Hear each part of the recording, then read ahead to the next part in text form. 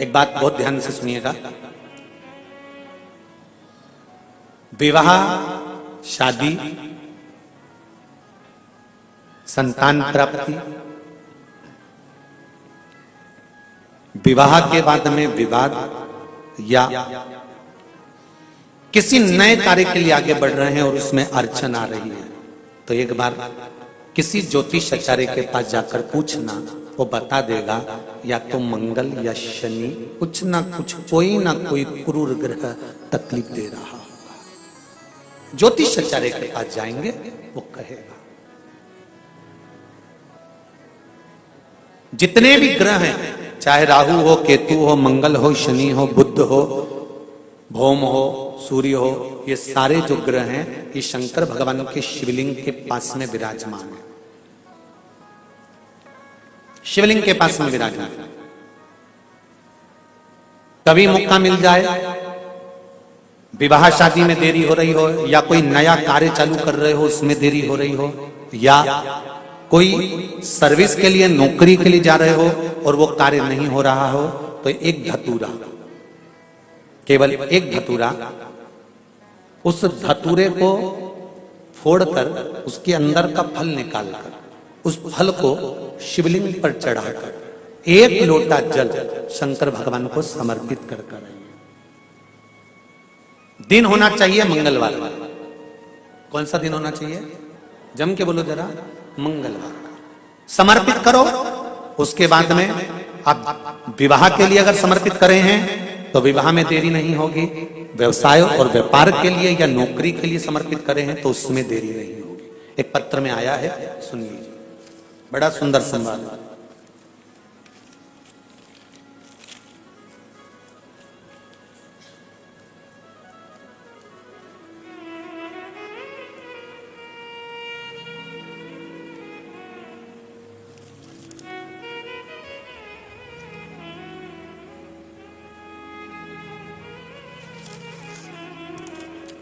Shri D Sarika, D Shankar, Sangareddy, Telangana. कहीं बैठे हैं? आप ही हैं? दोनों हाथ हिला दो एक बार। श्री शिवाय नमस्तुभ्यम। आपने पत्र में लिखा है, गुरुजी चरणों को कोटि कोटि प्रणाम। शिव महापुराण की कथा की महिमा। क्या क्या बताऊं? शिव पंचायत कथा से हमने, जो शिव पंचायत कथा हुई थी, आप लोगों ने भी टीवी पर श्रवण करी होगी, उस कथा से हमने सुना था। उस समय पर हमने एक बोर डालते समय का उपाय करने से हमने बोर करवाया और उसमें पानी की मात्रा नहीं थी, तो उपाय करा। बाबा की कृपा से पानी 85 फीट को आ गया। 5 बेलपत्र पानी के तांबे के लोटे का डालकर धतूरे वाला प्रयोग का स्मरण किया और शिव की कृपा से वो जल 85 फीट पर अच्छा मीठा जल प्राप्त हो गया। ये शिव की कृपा है। बैठिए रेड्डी जी, बैठिए। हर हर महादेव। श्री डी सारिका, डी शंकर, संगार रेड्डी, तेलंगाना से। ये शिव की उपासना, ये शंकर की करुणा। आप अगर दिल से कर रहे हैं कोई उपाय, आप भगवान शंकर की आराधना अगर दिल से कर रहे हैं, भगवान शिव की आराधना आप हृदय से कर रहे हैं, तो ये निश्चित है कि शिव दिल से सुनेगा जरूर। तेरा ही दिया मैंने खाया पिया है, तेरा शुक्रिया है, तेरा शुक्रिया है। मुझे भोले बाबा ने बहुत दे दिया है, तेरा शुक्रिया है, तेरा शुक्रिया।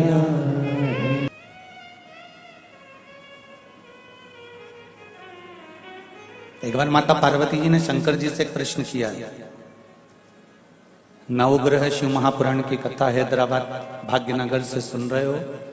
जितने लोग भी आस्था चैनल पर, फेसबुक, यूट्यूब पर और इस पंडाल में कथा सुन रहे हैं, बड़े ध्यान से सुनना। मां पार्वती भगवान शंकर से प्रश्न कर रहे हैं।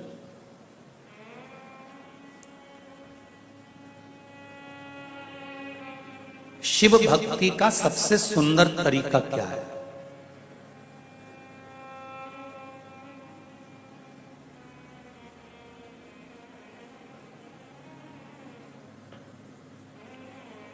यदि हमको शंकर भगवान की भक्ति करना है तो उसका सबसे सुंदर तरीका, सरल तरीका क्या हो सकता है?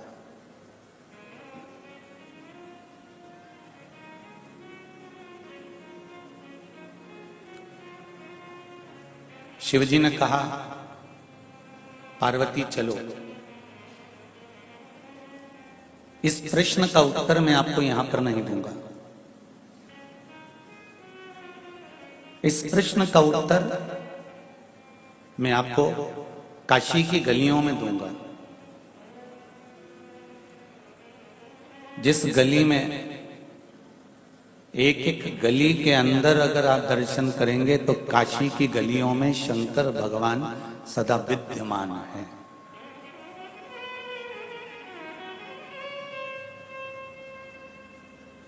काशी की गलियों में मेरा शिव विराजमान है।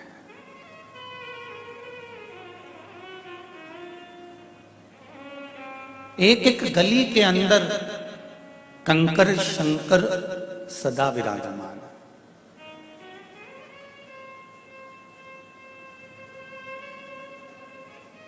काशी की गलियों में भगवान शंकर पार्वती जी को लेकर चले। नंदी को छोड़ दिया दूर, नंदी आप यहां रुको और अब हम और पार्वती को यहां से जाने दो, हमें कुछ बात करना है। ड्राइवर रह गया बाहर, शिव और पार्वती चल रही है अंदर। काशी की गलियों में भ्रमण करते करते करते करते करते मणिकर्णिका के घाट पर पहुंच गए और मणिकर्णिका के घाट पर जब पहुंचे और मणिकर्णिका के घाट पर जब दर्शन किया मणिकर्णिका का, तो पार्वती जी ने शिवजी को देखा। शंकर भगवान से पार्वती जी ने कहा कि ये आप मुझे इस मणिकर्णिका के घाट पर लेकर आए हो, आप मुझे यहाँ लेकर पहुंचे हो, आप मुझे यहाँ लेकर आए हो, किस लिए? शिवजी ने कहा, पार्वती ये वो घाट है जहां पर मुर्दे एकाग्रित होकर आते हैं और अग्नि में उनको सौंप दिया जाता है और उनकी भस्म तैयार हो जाती है और वो भस्म फिर बाद में किसी काम की नहीं रहती, मुझ पर चढ़ती है और गंगा में विसर्जन हो जाती है।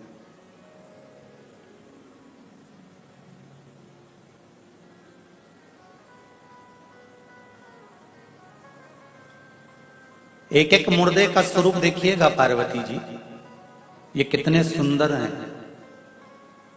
यहां जितने बैठे हैं और जितने आस्था चैनल पर और फेसबुक पे कथा सुन रहे हो, यूट्यूब पर सुन रहे हो, दर्पण में आपका अपना मुख देखना कि आप कितने सुंदर हो।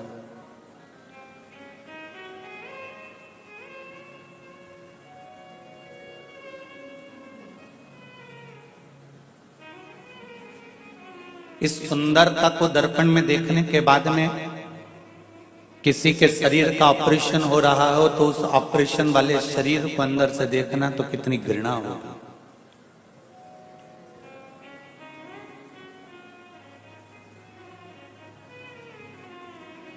एक मांस के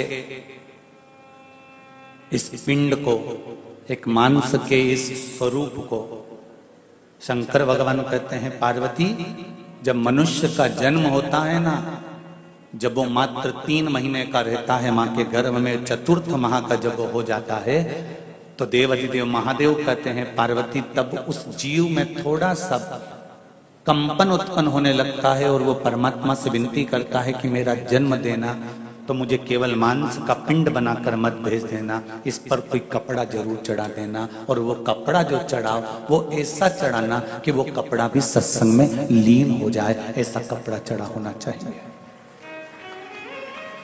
ऐसा वस्त्र चढ़ा होना चाहिए। ये जो चमड़ी, ये जो चर्म हमारे शरीर पर हमको दिख रही है इस मांस के पिंड के ऊपर, ये मेरे शंकर ने किराए से दी है आपको। श्वास इसका किराया है, भजन इसका किराया है, भक्ति इसका किराया है। जैसे नवरात्रि में गरबे होते हैं तो गरबा खेलने वाली बेटियां बेटे कपड़े खरीद कर नहीं लेके आते, किराए से लेकर आते हैं। आजकल तो शादी ब्याहों में भी दूल्हा दुल्हन के कपड़े किराए से मिलने लगे। बोलो रे जी सही है कि गलत है? अरे जम के तो बोलो हैदराबाद वालों, सही है। आजकल तो शादी ब्याहों में भी किराए के कपड़े मिलने लगे। गरबा खेलने जाओ तो किराए के कपड़े लेकर आ जाते हैं। कपड़े 9-10 दिन तक रखे, गरबा खेला, श्रृंगार करा, दर्पण में मुख देखा, सेल्फी ली, फोटो खींचा, उसके बाद में वो कपड़े वापिस देना पड़ गए, दे दिए।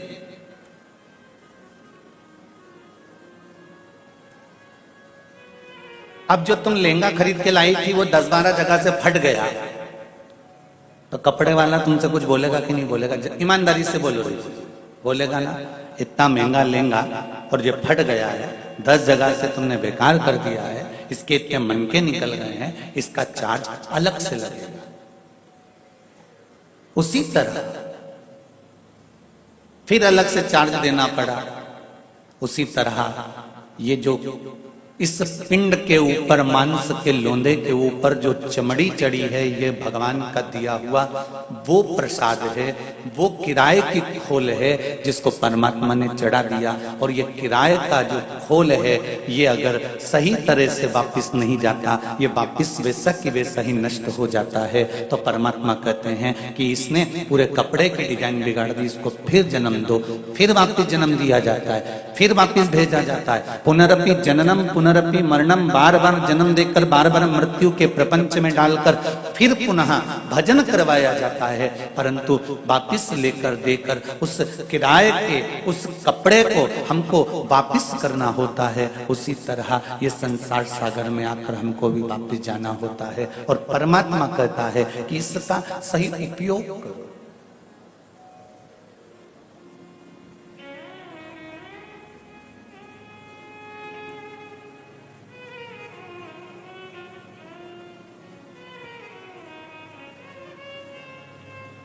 हीरा कितने का आता है? लाखों का, करोड़ों का। दर्पण कितने का आता है? 50 रुपए का, 100 रुपए का, 200 रुपए का। दोनों में कीमत किसकी ज्यादा होती है? हीरे की। पर हीरा पहनने के बाद सबसे ज्यादा जरूरत किस चीज की पड़ती है? अरे बोलो जम के, दर्पण की। वो 50 रुपए का दर्पण तुम्हारे हीरे की कीमत को साक्षी बनाता है कि तेरे चेहरे पर, तेरे कान पर, तेरी नासिका पर, तेरे सिर पर, तेरे गले में अच्छा लग रहा है। भले वो करोड़ों का हो गया, पर दर्पण जब तक तुम्हारे सामने नहीं होगा तब तक उस हीरे की कीमत तुम समझ नहीं पाओगे कि तुम्हारे पास आने पर कितनी है। उसी तरह शरीर भगवान ने दे दिया, पर इस हीरे की कीमत जब समझोगे, जब किसी शिव महापुराण के दर्पण में जाकर बैठोगे, तब समझ में आएगा कि हीरे की कीमत कितनी। ये शिव महापुराण की कथा नहीं है, ये दर्पण है।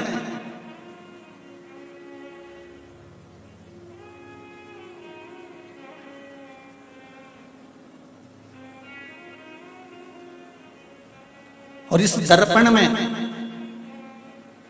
शिव महापुराण में जब हम जाकर बैठते हैं तो उसमें हमारे इस मानव शरीर की कीमत मालूम पड़ती है कि यह मनुष्य का शरीर कितना कीमती है।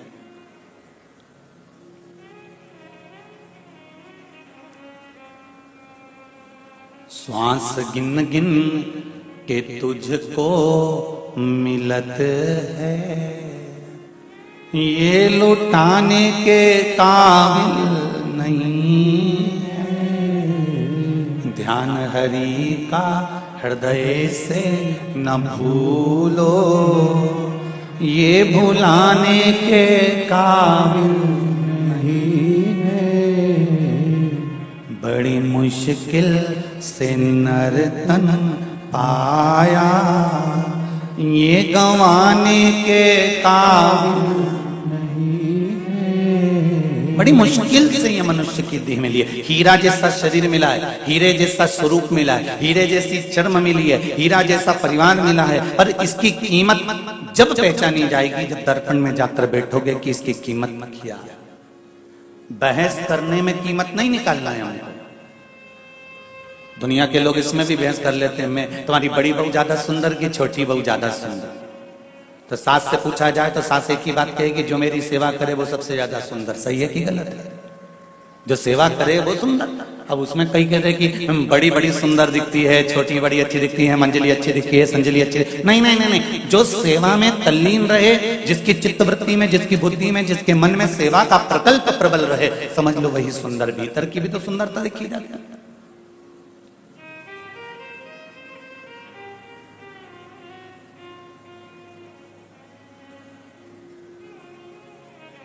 और नहीं तो मालूम पड़े भीतर की सुंदरता ना हो।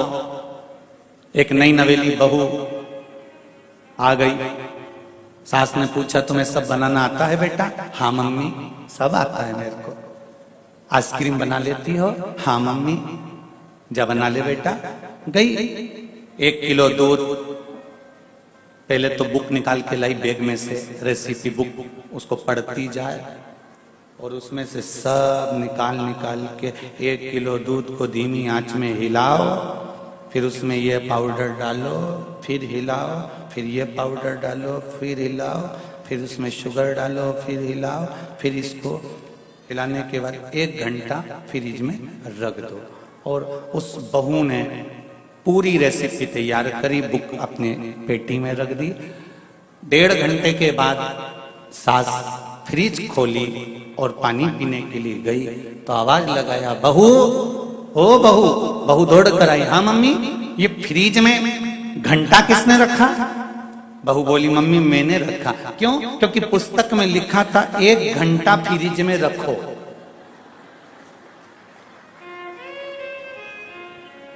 सास ने माथा ठोका, अरे ओ पगली, मंदिर का घंटा रखने थोड़ी ना बोला था, जो तूने वो गोल तैयार करा था उसको 1 घंटा फ्रिज में रखना था, और तू चली तो मंदिर का घंटा फ्रिज में रखकर आ गई। तो इस हम कह दें कि सास कह दे कि बड़ी बहू अच्छी है, कि छोटी अच्छी है, कि मंजली अच्छी है, कि संजली अच्छी है, जो सेवा में तल्लीन है वो अच्छी है।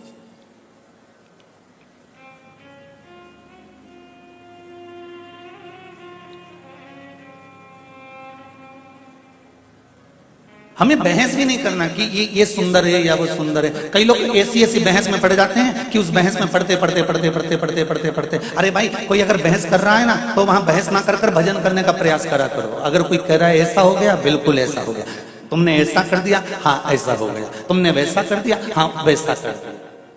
बहस ना कर भजन कर।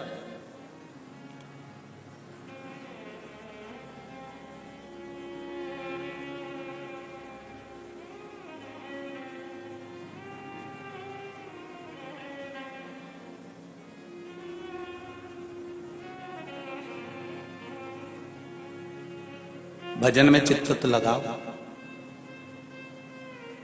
बहस ना। कोई कहे कि हाथी उड़ता है तो उससे कह दो, हाँ भैया बिल्कुल तुम सही कह रहे हो। अभी कल की बात है, मैं जब खिड़की के बाहर कपड़े सुखा रहा था तब तार पे हाथी बैठा था।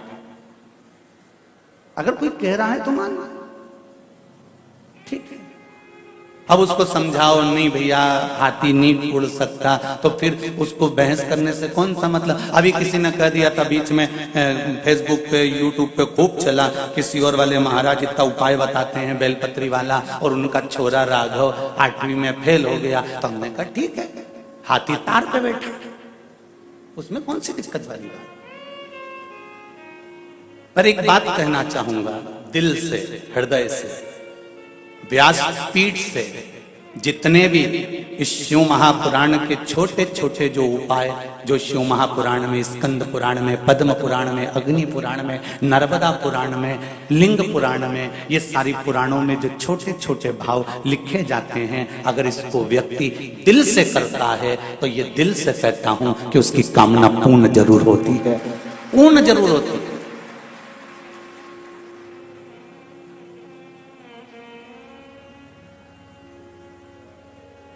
और इतना विश्वास है, जब राघव जी चश्मा लगाते थे और इतना मोटा लगाते थे, और शिव महापुराण का एक उपाय हमारे को पढ़ने में आया कि शहद शंकर भगवान पर चढ़ाकर उसको नैनों में लगाना प्रारंभ करो, चश्मा उतर जाता है। तो राघव जी का जब चश्मा उतर सकता है तो बेलपत्री पर शहद लगाकर शिव को चिपकाने से राघव जी पास भी हो सकते हैं। ये निश्चितता है और पास हुए हैं।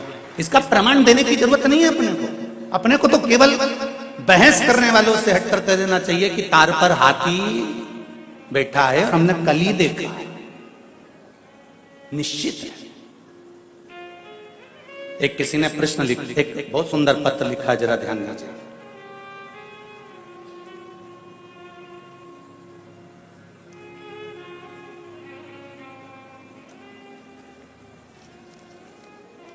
देखिए, राजलक्ष्मी सारड़ा, रामंतापुरा, हैदराबाद से हैं। कहीं बैठी हो तो हाथ जरूर उठाइएगा। आप ही हैं? दोनों हाथ हिला दो एक बार। हर हर महादेव। राजलक्ष्मी सारड़ा, रामंतपुरा, हैदराबाद। श्री शिवाय नमस्तुभ्यम। श्री शिवाय नमस्तुभ्यम। बाबा की महिमा का क्या गुणगान करूं मैं। बाबा से मेरी रीढ़ की हड्डी में फ्रैक्चर आने के कारण मैं बेड रेस्ट में थी। उसी समय आपकी कथा का पता चला। मैं जनवरी महीने से बारंबार आपकी कथा सुन रही हूं। आपने कथा में कहा कि जो कामना कर कर वो 3 महीने में पूरी हो जाती है। मैंने भी कथा सुनते सुनते अपने घर होने की कामना की थी और तीसरे ही महीने में बाबा की कृपा से मेरा घर पक्का हो गया और बाबा ने मेरे पर करुणा कर दी। ये शिव कृपा। बेटो बहन, हर हर महादेव। शिव कथा को परिचय की जरूरत नहीं पड़ती।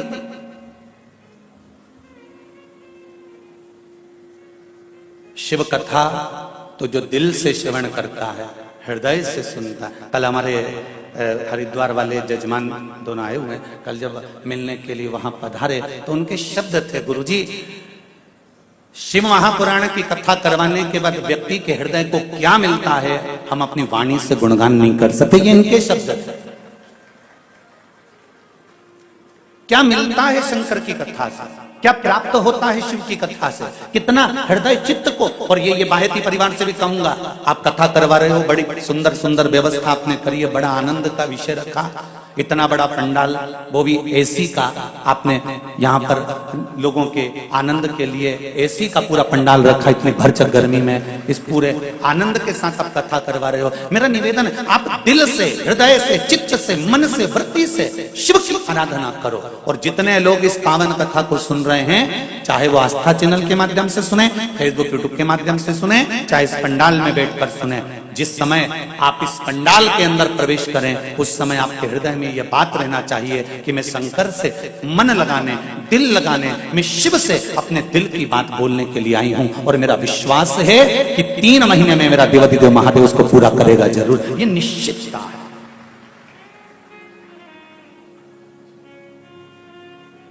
शंभो शरणे पड़ी मांगू घड़ी रे घड़ी, दुख काटो दया करी ने दर्शन। आप शिव की भक्ति में अगर डूबे हुए हो, शंकर के स्मरण में अगर डूबे हुए हो, शिव आराधना में अगर डूबे हुए हो, शंकर के मंदिर जाना अगर आपने प्रारंभ कर दिया है, शंकर को 1 लोटा जल चढ़ाना अगर आपने प्रारंभ कर दिया है, शंकर की भक्ति में अगर डूब चुके हो। एक प्रश्न आया था कल, वो कक्ष में रह गया है। प्रश्न था, साउथ से हम लोग कथा सुन रहे हैं और शिव महापुराण की कथा हम लोग बहुत दिल से सुनते हैं। थोड़ा सा भाषा का दिक्कत जरूर आता है, पर हम 15 माताएं एक टीवी पर कथा सुनती हैं और एक हिंदी जानने वाले को पास में बिठाकर कथा सुनते हैं। जो आप बोलते हो वो हमें तेलुगु में, मद्रासी में बोलकर बताता है और हम कथा समझते हैं। हमारा प्रश्न ये है,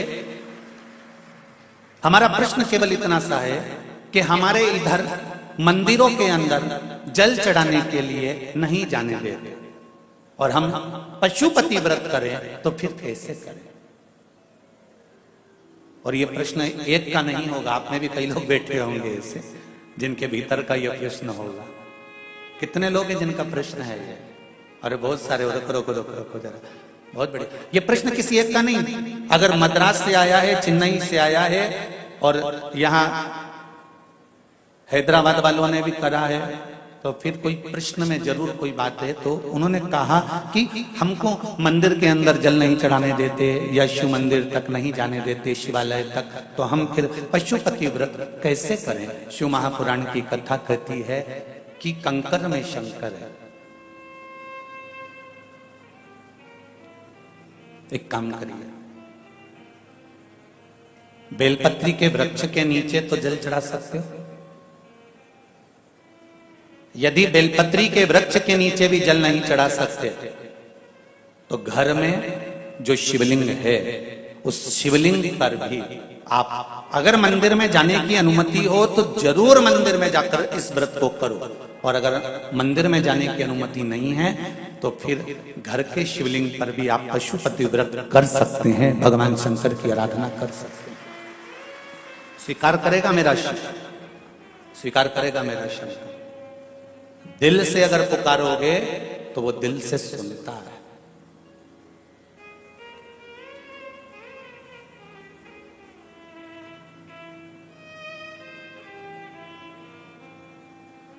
कितना सुंदर कहा है कि मंदिर के अंदर भी नहीं जा सकते तो मंदिर के बाहर से भगवान का दर्शन कर लो। मंदिर के बाहर से भी दर्शन ना मिले तो उसकी चौखट का दीदार कर लो। चौखट पर भी नहीं जा सकते तो मंदिर के शिखर का दर्शन कर लो। शिखर दर्शनम सर्व पाप नाशनम, शिखर का दर्शन हो जाए उतना ही बहुत है। और वो भी ना मिले तो जिस गली में मेरा शंकर का मंदिर हो उस गली से निकल कर ही चले जाना, उतने में भी तुम्हारा कल्याण निश्चित है। मात्र उसके द्वार से निकल कर चलेगा।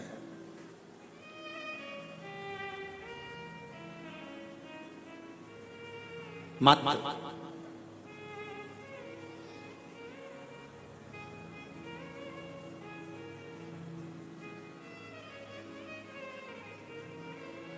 कोई कहता है मेरे महबूब में चांद नजर आता है। शिव महापुराण कहती है कि मेरा महबूब तो एक ऐसा है जिसके मस्तक पर ही चांद रखा नजर आता है। कोई साधारण हो सकता है शिव?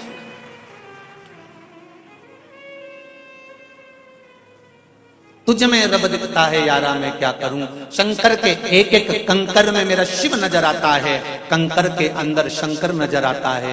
जब उसके जिस गली में, जिस नगर में, जिस मोहल्ले में, जिस क्षेत्र में, जिस कॉलोनी में जहां शंकर का मंदिर है उसके सामने से निकल कर जाने पर भी सुख की अनुभूति हो जाती है। भगवान स्वीकार कर लेता है कि इसने मेरे मंदिर का मात्र दीदार ही कर लिया, दर्शन ही कर लिया, बहुत है उतना, बहुत।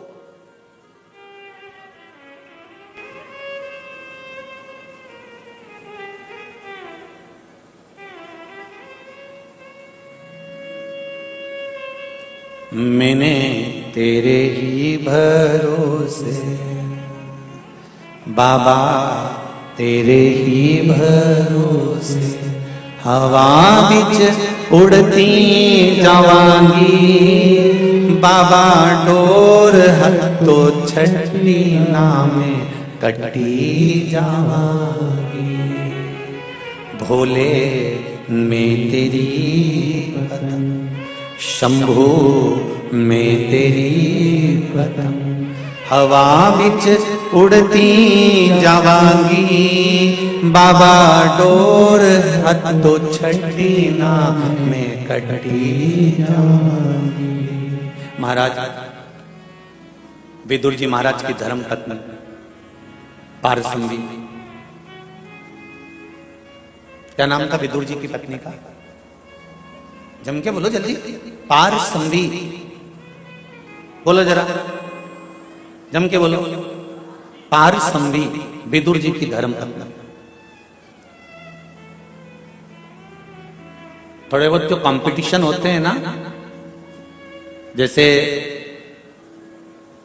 मुंबई के माहेश्वरी समाज द्वारा बहुत अच्छे अच्छे कंपटीशन होते हैं, अग्रवाल स्वामी द्वारा कंपटीशन होते हैं, अच्छा लगता है। उसमें ऐसे प्रश्न, वहां से खबर आती है कि गुरुजी कोई प्रश्न ऐसे लिख के भेजो और उसका उत्तर लिख के भेजो जिससे हम हमारे समाज में पूछें और उसका उत्तर ढूंढने में इनको आनंद आए, समय लगे, और फिर जब रिजल्ट आए और हम उनको जब पुरस्कार करें तो हमको भी गौरवता महसूस हो कि कोई चीज दी गई।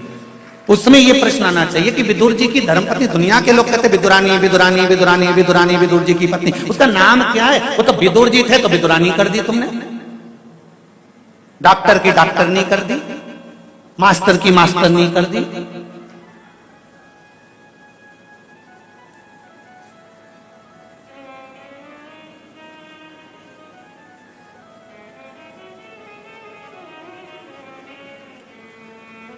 अब विदुर जी की विदुरायन कर दी, पारसमणी विदुर जी की धर्मपत्नी।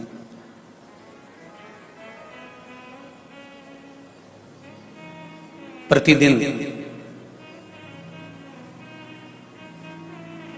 एक बेल वृक्ष के नीचे जाती थी, कंकर उठाती थी, बेल वृक्ष के नीचे रख देती थी और एक लोटा जल जो घर से लेकर जाती थी, स्मरण करती करती करती करती करती करती शिव को चढ़ाकर आ जाती थी। एक बार पारसमणी ने जब जल चढ़ाकर लौट कर आई तो विदुर जी ने पारसमणी से पूछ लिया, विदुरायन से पूछ लिया, आज तुमने भगवान शंकर से क्या मांग लिया जो इतनी प्रसन्न दिख रही हो? तो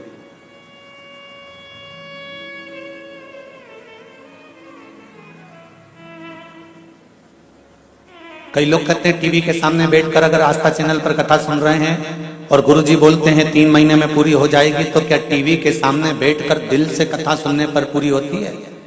तो वो बहन जी से पूछना, उन्होंने भी हमको यहाँ नहीं देखा होगा, ना हम उनको मिले होंगे, टीवी के माध्यम से कथा सुनी होगी और वहीं पर बैठकर मांगा होगा।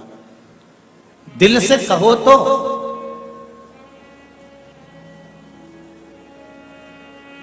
तुलसीदास जी कारागार में बैठकर जब हनुमान चालीसा की रचना करते हैं तो बंदर टूट पड़ते हैं अकबर के उस नगर में और तुलसीदास जी को कारागार से मुक्त करना पड़ता है। कारागार के अंदर बैठकर भगवान का भजन करा, राम जपा, शिव जपा, कृष्ण जपा, तो भगवान वहां भी आ गए। एक चींटी, छोटी सी चींटी कहीं दब भी जाती है और परमात्मा का भजन करती है तो परमात्मा आते हैं। हाथी का पांव मगर ने पकड़ लिया तो परमात्मा आते हैं।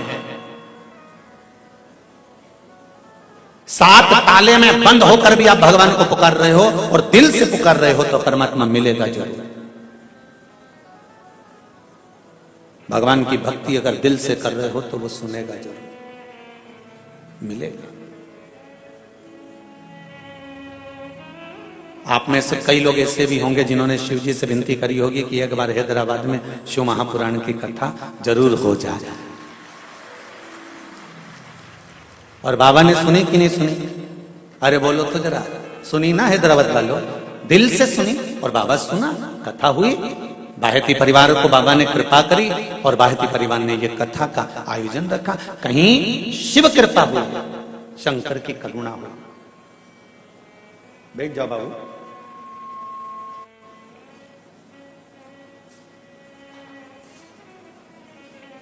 शिव कृपा होती है, शिव करुणा करते हैं, तब कोई सुख का अनुभव होता है।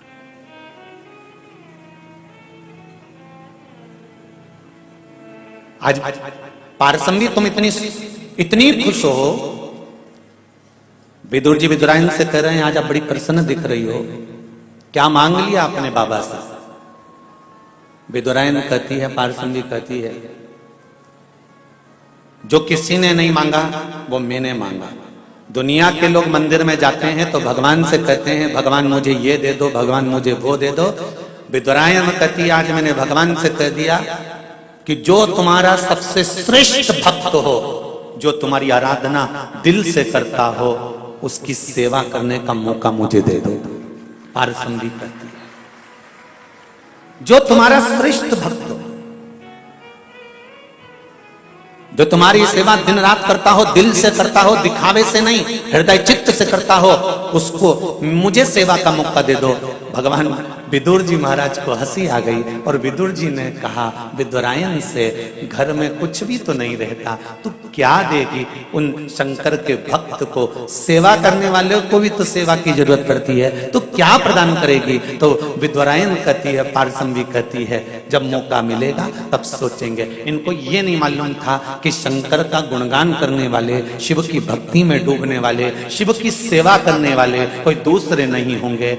विदुर जी को मालूम नहीं था कि दुर्योधन ने 56 भोग बनाकर रखे थे, ढेर सारे पकवान बनाकर रखे थे, और जिसके घर में वीआईपी पार्टी होती है व्यक्ति वहां जाना पसंद करता है, पंगत में भोजन करना पसंद नहीं करता। अगर भगवान कृष्ण चाहते तो वीआईपी पार्टी में चले जाते, भगवान कृष्ण चाहते तो दुर्योधन के घर चले जाते, भगवान कृष्ण चाहते तो 56 भोग खाने चले जाते, भगवान कृष्ण चाहते तो 56 मेवा पकवान पाने के लिए चले जाते। पर उन्होंने 56 भोग त्याग दिए, और जो विदुरानी ने मांगा था कि शिव के सेवक शंकर के भक्त की सेवा मुझे करने का मौका मिले, और कृष्ण दौड़कर विदुरानी के घर चले जाते हैं, ये शिव कृपा से मिलता है।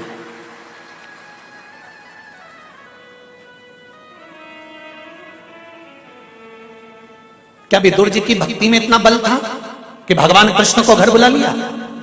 अगर कोई आपसे प्रश्न करे कि विदुर की भक्ति में बल था कि भगवान कृष्ण विदुर जी के घर पर गए, कि विदुरायन में बल था कि भगवान शंकर के भगवान कृष्ण विदुरायन के घर गए, तो आपको कहना पड़ेगा कि पारसम्भी विदुरायन का वो बल प्रबल था, पारसम्भी विदुरायन का वो हृदय चित्त प्रबल था, जो शंकर से कहा था उसको शिव को पूरा करना था, इसलिए 56 भोग छोड़ दिए और भगवान शंकर के वो परम आनंद करने वाले मेरे कृष्ण विदुरायन के दरवाजे पर जाकर पहुंच गए। और क्या मिला खाने के लिए? केले के छिलके।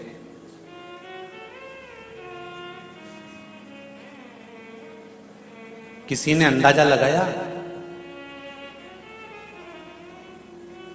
जैसा भगवान वैसा भक्त। राम मंदिर में जाओगे तो कुछ अच्छा अच्छा सामान मिल जाएगा, पोंगल मिल जाएगा, खिचड़ी मिल जाएगी, इडली मिल जाएगी, खमन मिल जाएगा, थोड़ा बहुत अच्छा अच्छा मोहन थाल, ठोर, मठरी, थोड़ा लड्डू, बंटा जी, थोड़ा ड्राई फ्रूट्स, ये सब मिल जाएगा। कृष्ण मंदिर में भी मिल जाएगा, देवी के मंदिर में भी मिल जाएगा। और शंकर के मंदिर में जाओगे और शंकर के भक्त के घर जाओगे और शंकर के उपासक के यहाँ जाओगे और तुम अंदाजा लगा कर जाओगे कि यहाँ पर मुझे 56 भोग मिलेगा, यहाँ लड्डू पेड़ा मिलेगा, तो भूल कर मत जाना भैया। शंकर के जैसे शिव वैसे शंकर का भक्त, शंकर के भक्त के यहाँ क्या मिलने वाला है? तो विदुरायन भी जानती है कि शंकर भगवान के पास में बेलपत्ती है, धतूरा है और दुनिया भर के पत्ता पत्ती शिव जी को चढ़ाए जाते हैं। तो विदुरायन भी जानती है कि उनका जो भक्त आएगा वो 56 भोग नहीं पाएगा, इन्हीं छिलकों से उसका काम चल जाएगा, ये वो भी जानती है।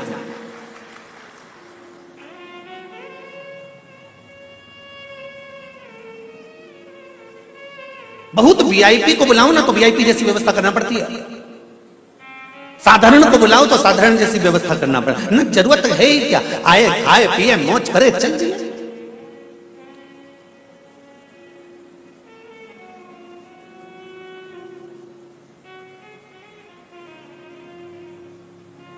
भक्ति का बल बड़ा विचित्र है।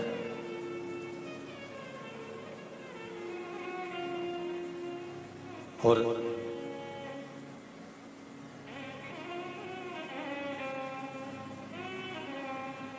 कृष्ण जब विदुरानी के यहां से पारसम्भी के यहां से जाने लगे छिलके खाकर, तब पारसम्भी ने एक प्रश्न कृष्ण से करा था।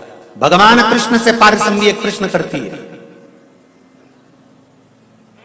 ठाकुर हे कृष्ण, भगवान ऐसा क्यों करता है? जो भक्त की परम प्रिय वस्तु होती है परमात्मा उसको क्यों ले लेता है भक्त से? क्यों? भगवान कृष्ण ने कहा, विदुरानी जी, ओ काकी, आप शंकर की भक्त हो, शिव की उपासक हो, शंकर पर 1 लोटा जल चढ़ाती हो आप, बेलपत्री के वृक्ष के नीचे प्रतिदिन जाती हो आप,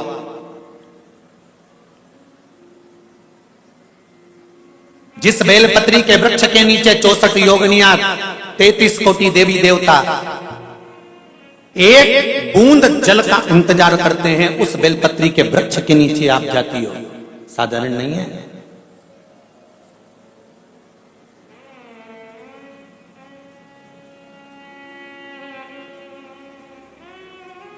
तीन तरह का बेलपत्र का वृक्ष होता है, बहुत सावधानी से सुनिएगा। नवग्रह शिव महापुराण कथा हैदराबाद को। एक बेलपत्री का वृक्ष आप खड़े होना आपके घुटने तक होगा, एक बेलपत्री का वृक्ष आपके कंधे तक होगा, एक बेलपत्री का वृक्ष आपके सिर से ऊंचा होगा। गौरी, कात्यायनी और महालक्ष्मी, तीन बेलपत्री के वृक्ष की अवस्था रहती है। कौन से बेलपत्री के वृक्ष से पत्तियों को तोड़ा जाता है? जम के बोलो जरा, कौन से बेलपत्री के वृक्ष से पत्तियों को लिया जाता है? गौरी से? बोलो जरा। नहीं। कात्यायनी से? नहीं। बेलपत्री की पत्तियों को लिया जाता है महालक्ष्मी से। किससे लिया जाता है? महालक्ष्मी से, जो तुम्हारे सिर से ऊपर हो, जिसकी छाया तुम पर पड़ रही हो।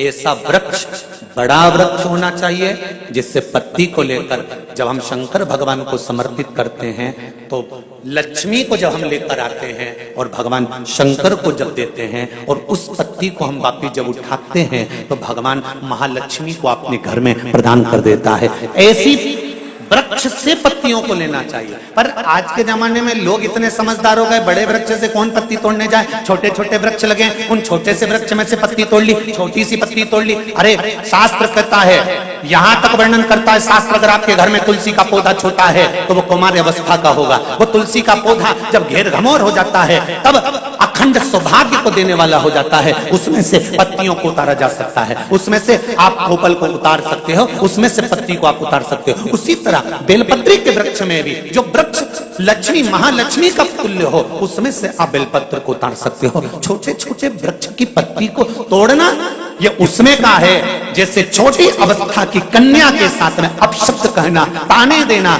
या उसको आड़ा टेढ़ा कह देना।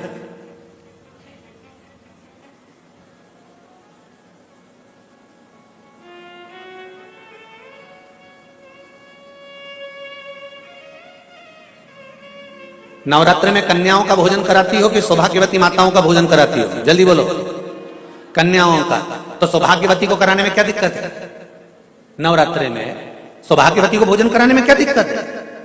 पर दुनिया के लोग कहते हैं कि नवरात्र में कुंवारी कन्याओं का भोजन कराना चाहिए। और जब सौभाग्यवती माताओं का भोजन होता है, सुहागन करते हो, जब तुम्हारे घर में जब सुबासनी करते हो, सौभाग्यवती माताओं का भोजन करते हो, तब कुंवारी कन्या का भोजन कराते हो क्या? नहीं, उस समय सुहागन माताओं का भोजन होना जरूरी है। ये एक अवस्था होती है कि कब कुंवारी कन्या को भोजन कराना है, कब सौभाग्यवती को भोजन कराना है, कब बटुकों को भोजन कराना है, कब ब्राह्मणों को भोजन कराना है, कब ब्राह्मण के बच्चे को भोजन कराना है, कभी साधु संत सन्यासी तपस्वी साधक उपासक को भोजन कराना है। एक समय की अवस्था होती है। जैसे जिसकी पत्रिका में मंगल होता है, जिसकी राशि के अंतर्गत मंगल होता है और उसका विवाह नहीं हो रहा, या मंगल होने के कारण उसको तकलीफ आ रही है, या विवाह हो भी गया तो संबंध टूटने जैसा हो गया, कहीं कहीं अदालत में कार्रवाई चलने लगी, कहीं कहीं विवाद जैसी स्पर्धा उत्पन्न हो गई, कहीं कहीं विवाद सामने आ गया, तो उसको कुछ नहीं करना चाहिए। अगर बाजार जाए, अगर मूंगा किसी की अंगूठी में लगा हुआ हो, या मूंगा कहीं उसके घर में पड़ा हो, या मूंगे की माला पड़ी हुई हो, उस मूंगे का पानी,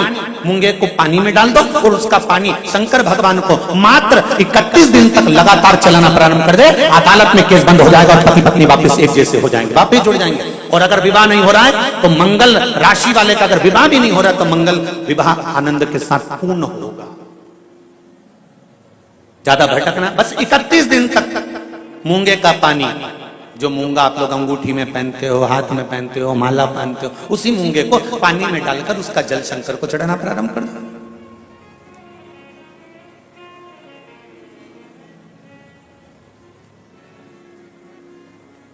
मूंगे के शिवलिंग का निर्माण किस देवता ने करा था? लिंग पुराण में आता है, शिव महापुराण में भी है। अगर आपके घर में गीता प्रेस गोरखपुर की शिव महापुराण की कथा हो तो उसमें भी पढ़िएगा कि किस किस देवता ने कौन कौन सा शिवलिंग का निर्माण किया है। मूंगे के शिवलिंग का निर्माण सर्पों ने करा था।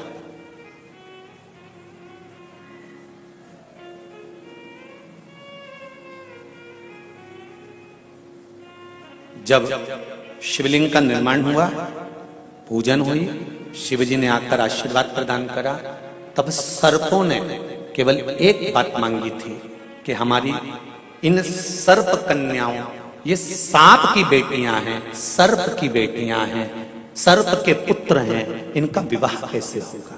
कौन होगा जो इनसे विवाह करे? इन सर्प कन्याओं का, इन सर्प वरों का विवाह होगा कैसे? शंकर भगवान ने कहा तुम चिंता मत करो, तुमने मूंगे का शिवलिंग का निर्माण कर कर मेरी पूजन करी है। जब जब एक लोटा जल समर्पित होगा और जो हृदय से मुझे चढ़ाएगा, उस कन्या के विवाह का, उस वर के विवाह का भार मेरे माथे पर आ जाएगा और मंगल विवाह मैं करूंगा। ये शिव वचन है।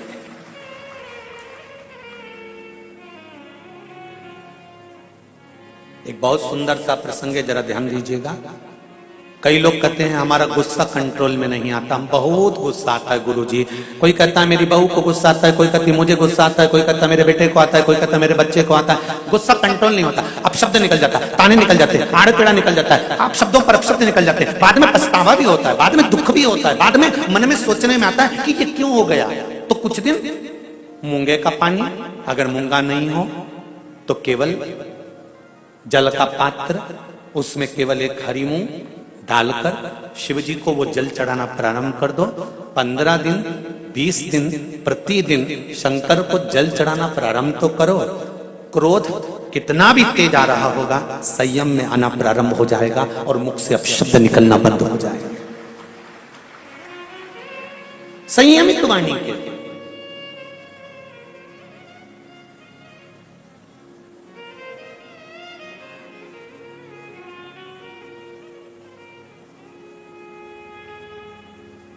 केवल शंकर भगवान की आराधना किस रूप में करना है, कैसे करना है, किस तरह से करना है, शंकर भगवान की पूजन किस रूप में करना है, किस तरह से करना है, हमको शिव महापुराण के माध्यम से ये सीखना है। क्यों? क्योंकि हम बहुत सी गलतियां करते हैं साहब। जरा जरा सी बात में अदालत में केस पहुंच जाता है, जरा जरा सी बात में पति पत्नी अलग हो जाते हैं, जरा जरा सी बात में भाई भाई अलग हो जाते हैं। कारण क्या है? उसका कारण क्या है? जेठानी को मालूम है मेरा पति कमा रहा है, देवरानी को मालूम है मेरा पति कमा रहा है, जेठानी को देवरानी को दोनों को मालूम है कि सास और ससुर की जो जायदाद होगी वो आधी आधी मिलेगी। फिर लड़ाई किस बात की है? फिर विवाद किस बात का है? फिर भाइयों में तकलीफ किस बात की है? फिर ननंद को मालूम है कि मेरे को भी एक दिन जाना है और भाभी को भी यहाँ पर रहना है, तो फिर ननंद और भाभी में विवाद किस बात का है? हमें बस ये समझना है कि लड़की अच्छी देखी, परिवार अच्छा देखा, कुटुंब अच्छा देखा, लड़का अच्छा देखा, परिवार अच्छा देखा, फिर विवाद किस चीज के लिए होता है? वो विवाद किसी दूसरी चीज का नहीं होता। विवाद केवल हमारे ग्रहों का, हम जो सोचते हैं, बहुत अभिलाषा लेकर आते हैं, वो पूर्ण नहीं होती तो तकलीफ आती है। उसको पूर्ण करने के लिए परिवार वालों पर जोर नहीं दिया जा सकता, उसको पूर्ण करने के लिए मेरे देवाधिदेव महादेव से कहा जा सकता है कि तेरे भरोसे पर यह कार्य किया है, तेरे बल पर। विदुरानी ने कहा भगवान कृष्ण से, ठाकुर एक बात आपसे पूछना है। भगवान कृष्ण ने पूछा, पारसमवी काकी विदुरानी जी पूछिए, क्या पूछना है? विदुरानी कहती है मुझे केवल इतना सा पूछना है कि भगवान अपने भक्त से उसकी प्रिय चीज, उसकी प्रिय वस्तु क्यों छीन लेता है? भगवान कृष्ण कहते हैं, पारसमवी काकी जी, विदुरानी जी, जिस समय आपकी कोई चीज भगवान छुड़ा ले तब आपको नाचना चाहिए, खुश होना चाहिए। क्यों? पूरी दुनिया के सेठों को छोड़कर परमात्मा को तू ही ऐसा सेठ मिला जिससे कुछ लेकर परमात्मा गया है। पूरी दुनिया के सेठों को छोड़कर परमात्मा को केवल तू सेठ मिला तेरे पास परमात्मा आया और तुझसे कुछ लेकर गया है। जब तुम्हारी कोई वस्तु तुम्हारे पास से चली जाए, कोई चीज तुम्हारे पास से चली जाए, तो उसमें दुख नहीं मनाना। परमात्मा ने दिया था, परमात्मा लेकर चले गया, उसमें तुम प्रसन्न होना कि वो देव अधिदेव महादेव ने दी थी और उसने वापिस ले ली है, उसमें दुख नहीं करना।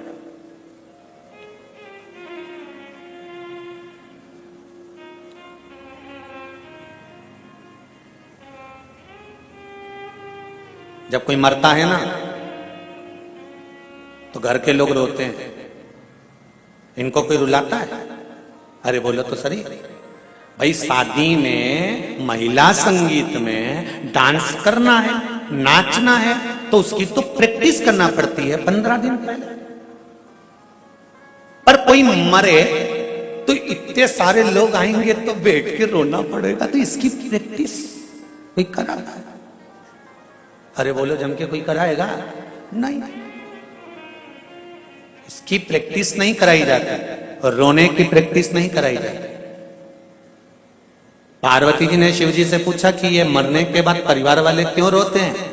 शंकर भगवान ने कहा ये मरने के बाद परिवार वाले व्यक्ति के लिए नहीं रोते, वो इसलिए रोते हैं कि इतना भरा पूरा मेहनत कर कर कर चले गया, सब जोड़ कर छोड़ कर चले गया, जिंदगी के सुख के दिन आए थे और 2 रोटी सुख से नहीं खा सका, पूरी जिंदगी कमा कमा कमा कमा आखिरी में छोड़ा गया और फोटो पे प्लास्टिक के फूल की माला चढ़ गई। इसलिए रोना आ रहा है कि सब छोड़ कर चले गया, जो जिंदगी भर मेहनत करी। अब खुशी का समय आया था, अच्छा समय आया था, गोल्डन समय आया था और बड़ा सुंदर समय आया था, जिस समय खाने की समय था, एंजॉय का समय था, फुल एंजॉयमेंट जीवन को जीना था, उस समय पर जाने का समय हो गया। निवेदन करूंगा हैदराबाद वालों, जितने लोग आस्था पर कथा सुन रहे हैं, फेसबुक के ऊपर सुन रहे हैं, प्रतिदिन हर पल हर क्षण हर घड़ी जितने दिन आपकी जिंदगी के हैं, ये मत सोचना कि परसों के दिन मैं अच्छे से ये कर लूंगा, मैं कल ये कर लूंगा, मैं नरसों ऐसा कर लूंगा, मैं 8 दिन बाद ऐसा कर लूंगा, मैं 15 दिन बाद ऐसा कर लूंगा। नहीं, शिव महापुराण की कथा कहती है काल करे सो आज कर। जिंदगी का कोई ठिकाना नहीं, श्वास का कोई भरोसा नहीं, इस मनुष्य देह का कोई ठिकाना नहीं, कब जाना पड़ जाए। इसलिए रोज प्रतिदिन सुबह से उठने के बाद अपनी दिनचर्या को इससे जीना कि कल का दिन आए कि नहीं आए, आज ही फुल एंजॉयमेंट, खूब जोरदार छोटी मोटी करके डेंटिंग पेंटिंग करके खाया पिया मौज करा और अपनी जिंदगी को मस्त जिए, रो कर नहीं। नहीं तो सुबह से उठे और रोकर जिंदगी जी रहे हो। बहू ने ऐसा कह दिया, सास ने ऐसा बोल दिया, देवरानी ने ऐसा कर दिया, नंदन ने ऐसा कर दिया, तुम्हारे भाई ने ऐसा कह दिया, तुम्हारे बंधु ने ऐसा कर दिया, काका जी ऐसा बोल रहे थे, रिश्तेदार ऐसा बोल रहे थे, फूफा जी ऐसा बोल रहे थे। नहीं, सुबह से उठो और चेहरे पर स्माइल हो और मुख पर श्री शिवाय नमस्तुभ्यम हो। घर के लोग भी कहें बहू आज बड़ी प्रसन्न दिख रही है, तो कह देना शिव महापुराण की कथा में जीने का तरीका सीख लिया है, कब मर जाऊं ठिकाना नहीं, इसलिए रोज एंजॉयफुल जीना चाहता हूं, अपनी जिंदगी को फुल एंजॉयमेंट के साथ जीना चाहती हूँ, कब मर जाऊं इसका क्या ठिकाना। इसलिए जोरदार जोरदार हम ये भी नहीं कहें कि बहुत सोना चांदी पहनो, तुम तो तुम्हारे पास जो अच्छी अच्छी साड़ी रखी हो उनके पटली लगा लगा के अच्छी जोरदार पहनो, क्योंकि सब धरी की धरी रह जाएगी, बाद में दूसरे पहनेंगे, तुम ऊपर क्या पहनोगे? फिर ऊपर जाके क्या याद करोगी? यमराज से कहोगी यमराज वंश मोर,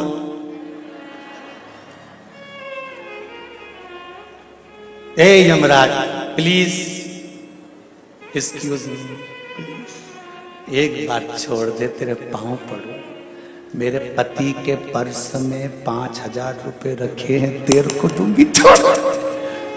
यमराज के चल रही है लीला, अरियो कमला चल, सुने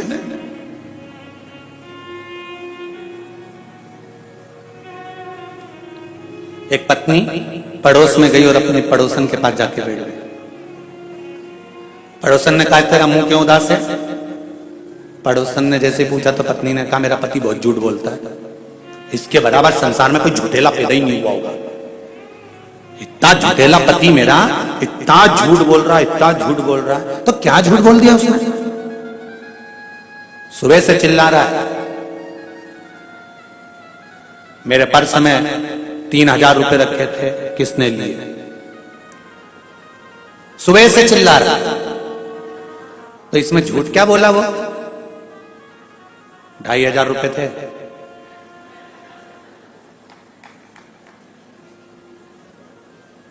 मैंने खुद पर्स में से निकाले 2,500।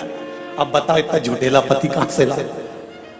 पड़ोसन ने माथा ठोका, अरे और तू उसको झूठेला कह रही है, तू तो चोट्टा या नहीं, तू खुद तो चोट्टी है, तूने उसके पैसा निकाले क्यों? पर सही तो बोलना चाहिए ना, झूठ बोल रहा है कि 3,000 थे, 3,000 थे, 3,000 थे। मैंने तो खुद देखा ना 2,500 थे। अपने जीवन को मस्त जी। नवयुवक बच्चे बहुत जल्दी नर्वस हो जाते हैं। एक व्यापार डाला, व्यापार नहीं चला, मम्मी मैंने बहुत मेहनत करी। मां कहती है चिंता मत कर। सबसे ज्यादा विल पावर मजबूत करने में अगर कोई आगे आती है तो वो घर की मां आगे आती है, हर पल कहती है चिंता मत कर। लोग कहते हैं माता पिता का जिंदगी में होना क्यों जरूरी है? शिव महापुराण की कथा कहती है अगर माता पिता हैं तो कार्तिक के तारकासुर को मार सकता है अगर शंकर और पार्वती हैं। गणेश जी भी दुष्टों का संहार कर सकते हैं अगर शंकर पार्वती है। अशोक सुंदर भी संहार कर सकती है अगर शंकर पार्वती हैं। घर में जब तक बुजुर्ग माता पिता रहते हैं बच्चों का विल पावर मजबूत करते रहते हैं। घाटा लग गया ना, कोई बात नहीं, चिंता मत करना, मेरे पास में थोड़ा पड़ा है, चूड़ा ले जा, बेचिया, कर्जा निपटा दे, चिंता मत करना, फालतू की चीज मत सोचना। हो गया ना, जमीन पड़ी है ना गांव में, वो बेच देंगे, चिंता मत करना।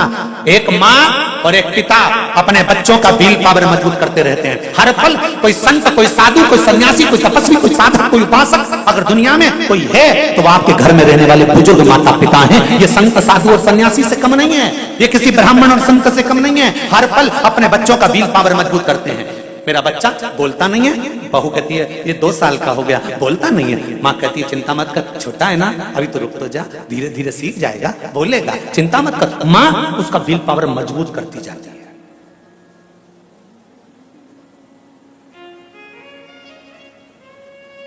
क्या चिंता करना, अब सौंप दिया इस जीवन का सब भार तुम्हारे हाथों, हे हार तुम्हारे हाथों में और जीत तुम्हारे। प्रतिदिन अपनी जिंदगी को भगवान शंकर की कथा कर रही है। भगवान कृष्ण विदुरानी जी से कह रहे हैं, पारसंबीज से कह रहे हैं, काकी मां ध्यान रखना, प्रतिदिन अपनी जिंदगी का ऐसा जीना कि ये जीवन फिर आए कि ना आए, खूब खुश होकर एंजॉय फुल जीवन जियो। 1 लोटा पानी शंकर को चढ़ा दो, 3 बार ताली बजा दो, बम बम भोले बोल दो, श्री शिवाय नमस्तुभ्यम बोल दो। ये वो मंत्र है शिव महापुराण का, ये मूल मंत्र है शिव महापुराण का। हॉस्पिटल में भी अगर कहीं का पड़ा है और मंत्र का जाप कोई कर रहा है तो उस मंत्र का फल तुरंत देखेगा। पत्र में आया है।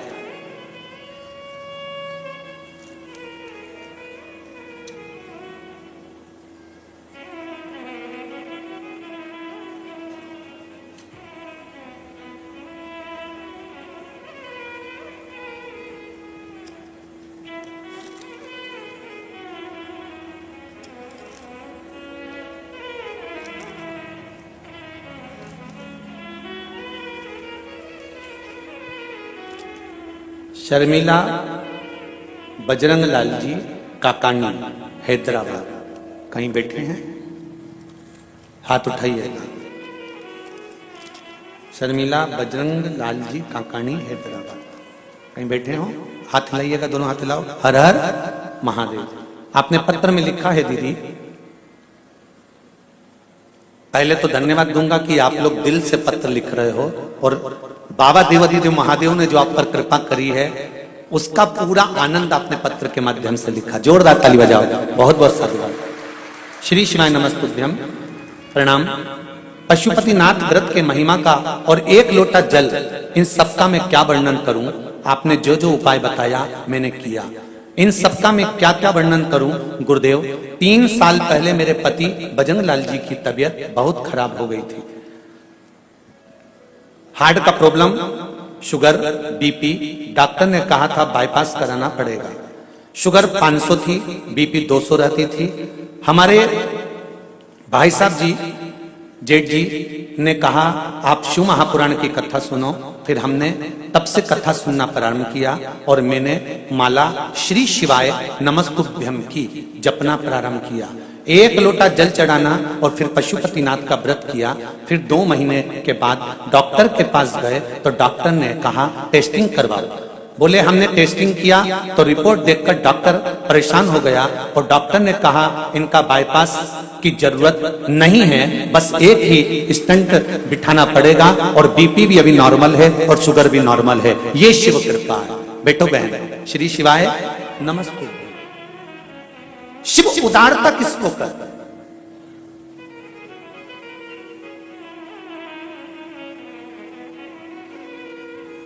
एक बार फिर कहूंगा, शिव महापुराण ना तो भभूति देती है ना बेल देती है। शिव महापुराण ना तंत्र विद्या जानती है ना मंत्र विद्या जानती है। शिव महापुराण इस व्यासपीठ से केवल एक बात जानती है कि शंकर का भजन करो। शिव से कहो, पड़ोसन से कहोगे तो वो अपनी जायदाद का हिस्सा नहीं देगी, सास से कहोगे तो वो सब कुछ दे देगी। शंकर इस मृत्यु लोक का देव है, उससे दिल से कहो, वो दिल से देना प्रारंभ कर देता है। कहो तो उससे। ब्रह्मा ब्रह्म लोक में, भगवान विष्णु वैकुंठ लोक में और मृत्यु लोक का देव है देवाधिदेव महादेव, उससे दिल से कहो। तेरा ही दिया मैंने खाया पिया है, तेरा शुक्रिया है, तेरा शुक्रिया है। अगर भगवान कृपा करता है और हम उसकी कृपा का बखान करते हैं तो भगवान शंकर को भी लगता है कि मैंने किया तो इसने मेरा बखान किया। बहू अच्छा काम करती है ना, सास 4 लोगों में बैठकर कहती है ना कि मेरी बहू ने करा है, तो बहू प्रसन्न होती है। आप लोग जो पत्र लिखकर भेजते हो ना कि शंकर भगवान ने ऐसी कृपा करी और शिव सुनते हैं ना तो शंकर को अच्छा लगता है कि मेरा बखान किया, ये मेरा वर्णन कर रही है, मैंने दिया तो कहकर बता रही है।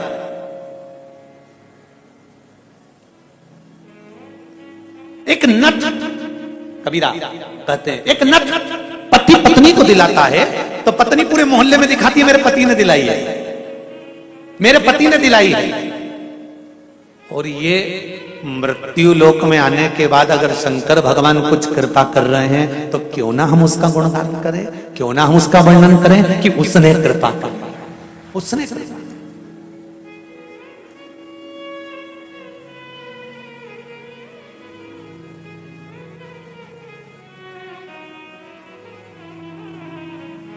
ये उसकी कृपा बिना नहीं हो सकता।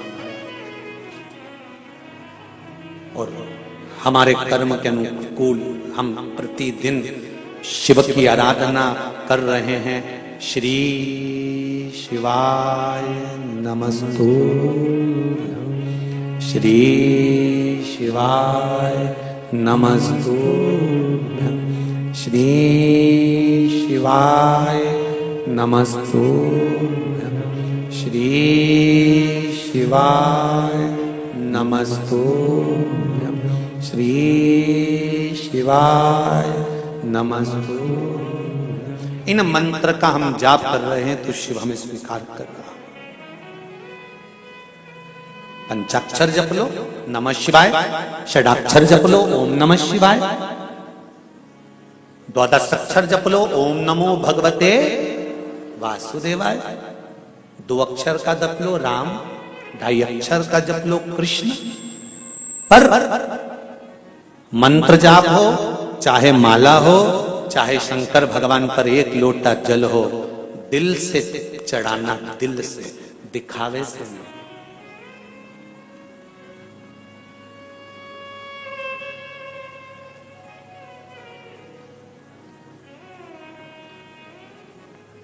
हैदराबाद शहर से कथा स्थल लगभग 15-16 किलोमीटर दूर तो होना चाहिए, क्यों भाई जी इतना तो होगा ना।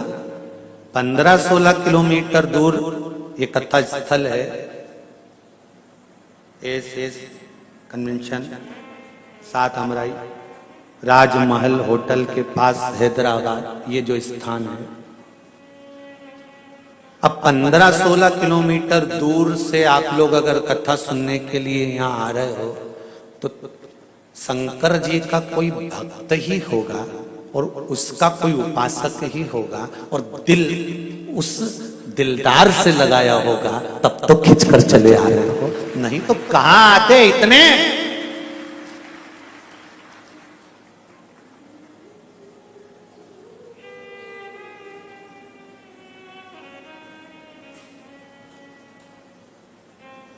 उससे मन लग गया, उससे हृदय लग गया, उससे अपने चित्तवृत्ति को जोड़ा है।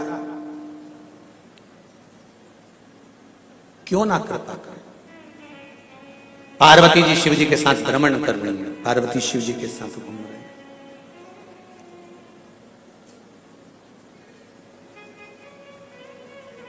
सरल देव, सहज देव, वो है देव अधिदेव महादेव। सरल,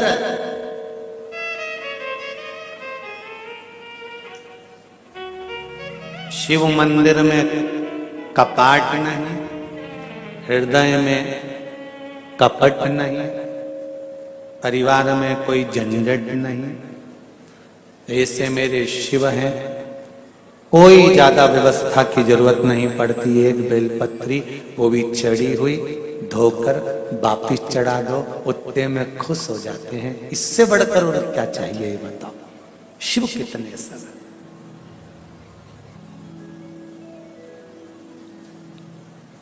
श्री शिवाय नमस्ते।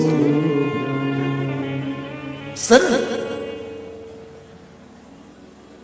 शंकर भगवान पार्वती जी को लेकर गए हैं, काशी की गलियों में भ्रमण कर रहे हैं।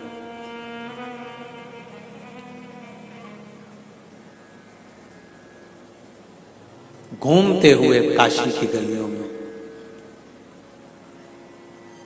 पार्वती मणिकर्णिका पर बैठकर इस काया को देख रही है और उस काया को जलता हुआ भी देख रही है।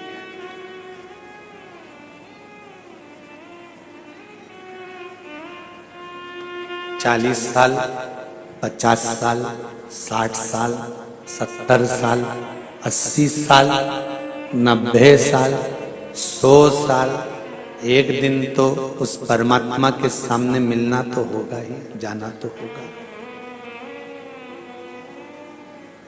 मिलन तो होगा ना। तो क्यों रोकर जिंदगी निकालें। पार्वती जी शंकर जी से पूछ रही हैं, शंभो बाबा मृत्यु लोक में जन्म लेना है, जाना है, ये साधारण सा प्रश्न है। सरल भक्ति का तरीका बता दो जिससे आपका धाम मिल जाए, आप मिल जाएं, ऐसी सरल भक्ति बता दो। शंकर जी ने कहा सबसे सरल भक्ति एक ही है, पार्वती सबसे सरल। जीवन में निष्कपट भाव से किसी के काम आ जाना। एक बहुत पहले भजन चलता था, शायद आप लोगों ने सुना होगा, कभी प्यासे को पानी पिलाया नहीं, बादू अमृत पिलाने से क्या फायदा, कभी गिरते हुए को उठाया नहीं, बाद आंसू बहाने से क्या फायदा। सरल भक्ति है कलयुग केवल नाम आधारा, सुमर सुमर नर उतरहि पारा। सरल भक्ति है मेरा नाम जप कर निष्कपट भाव से किसी के काम आ जाना, किसी की सेवा में तल्लीन हो जाना, बिना मांगे, बिना कुछ प्राप्ति के।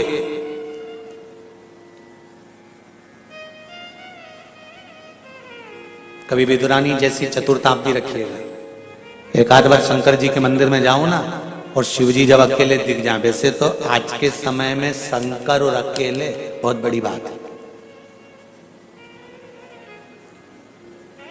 जब से शिव महापुराण की कथा टीवियों पर चालू हुई है, तब से शंकर जी के मंदिर में शंकर अकेले है ही नहीं।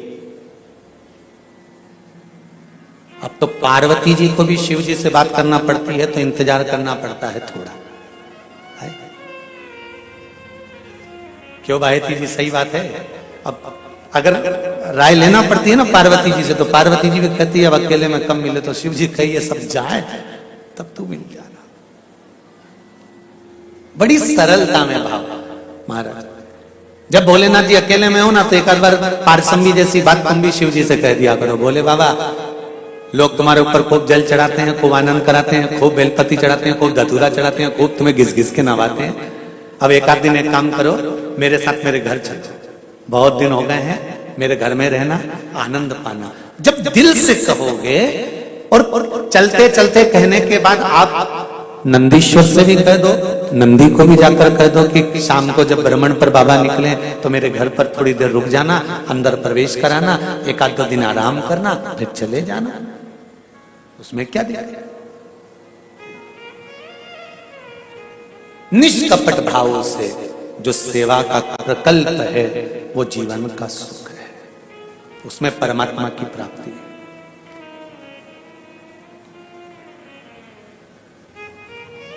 मत जाओ किसी तीर्थ में, घर में अगर बूढ़े माँ बाप हैं तो उनकी सेवा कर लेना ही बद्रीनाथ और केदारनाथ के बराबर है। उनकी सेवा कर लेना ही बहुत है।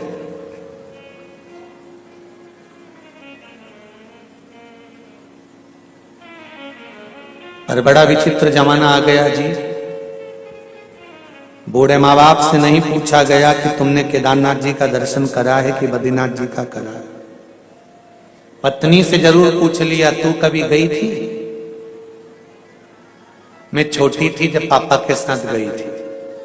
हम दोस्त लोग जा रहे हैं तो पत्नी बोली मैं भी चलूंगी। तू तो पहले हो आई? नहीं मैं तो चलूंगी। गई, दर्शन भी किया।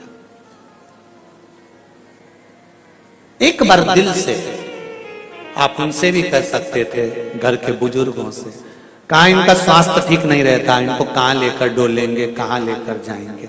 मत ऊपर लेकर जाना, केदारनाथ और बद्रीनाथ तक, हरिद्वार की पौड़ी तक तो ले जा सकते थे। पापा मम्मी के लिए 2 लोग छोड़ देते हरिद्वार को, हम दर्शन कर कर आते हैं। आप ऊपर जाएंगे, ठंडक पड़ रही है, घोड़े पर बैठ पाए ना बैठ पाए, दर्शन कर पाए ना कर पाए, श्वास चलती है, तकलीफ होती है, इसलिए नीचे ही दर्शन। और अगर हरिद्वार तक भी नहीं जा रहे तो आप पिताजी और माताजी से इतना तो कह सकते हो कि आप घर में रहना, शिव की आराधना करना, भगवान की भक्ति करना और आशीर्वाद दो कि हमारी यात्रा मंगलमय हो, क्योंकि आपके आशीर्वाद के बिना ना तो बद्रीनाथ मिलेंगे ना केदारनाथ मिलेंगे। तुम्हारे आशीर्वाद के बिना ना तो मुझे बद्रीनाथ मिलने वाले हैं ना केदारनाथ मिलने वाले हैं।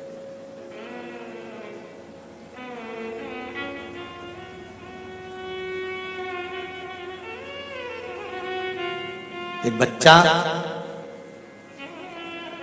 रोज मंदिर जाता है और रोज मंदिर से आकर कहता है, मम्मी आज मैं रामेश्वरम गया था, आज मैं केदारनाथ जी गया था, आज मैं बद्रीनाथ जी गया था, आज मैं मल्लिकार्जुन गया था, आज मैं महाकाल गया था। माँ भी हंसकर कहती है, कहाँ पागलों जैसी बात करता है। पास के मंदिर जाता है लोटा भर जल चढ़ाने के लिए और कहता है मैं केदारनाथ गया था, मैं बद्रीनाथ गया था, मैं महाकाल गया था, मैं मल्लिकार्जुन गया था। तो इतने में पड़ोसन ने कहा, बेटे का दिल है, शंकर के मंदिर में अगर जल चढ़ाकर आता है और दिल से कहता है कि मैं वहां गया था, तो जब उसने जल समर्पित करा है रामेश्वर के नाम से, तो वो जल रामेश्वर पे ही गया था। ये निश्चित है, दिल से दिया गया।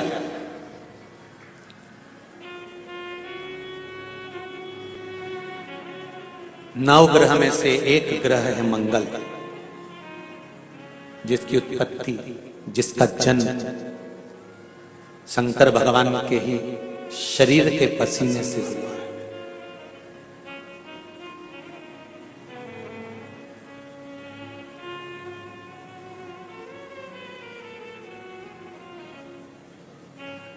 और इस मंगल को ठंडा करने वाला कोई दूसरा नहीं है।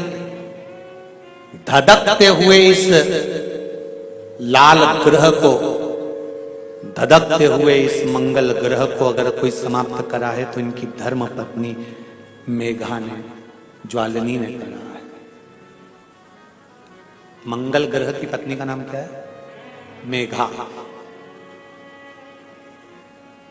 किसी किसी पुराण में ज्वालिनी भी लिखा है, अपन मेघा भी समझ लो, ज्वालिनी भी समझ लो।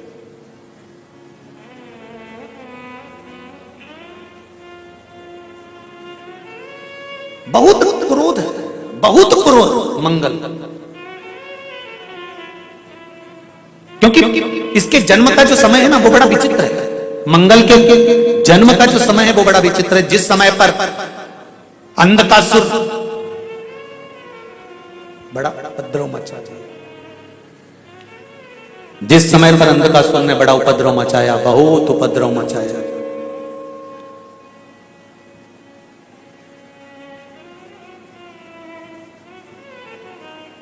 तब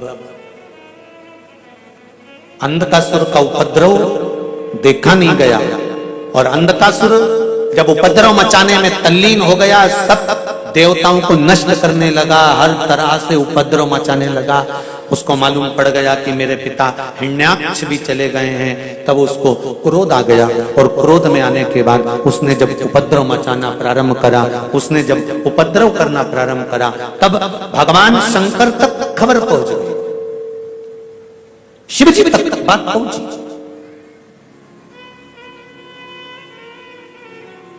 कि ये अंधकासुर जो आपके द्वारा जन्मा है। अंधकासुर का जन्म कब हुआ था? भगवान शंकर काशी में बैठे हुए थे, बड़े आनंद के साथ बैठे हुए थे। पार्वती जी पीछे से आ गई, उन्होंने शंकर भगवान के हाथ पर, अपने नेत्रों पर दोनों हस्तकमल रख लिए और जैसे ही हस्तकमल रखे तो शंकर भगवान के नेत्र बंद हो गए। नेत्र बंद होते से शंकर भगवान के नयन से एक बूंद नीचे गिर गया, अश्रु नीचे गिर गया। उससे एक पुत्र ने जन्म ले लिया जिसका नाम अंधकासुर था।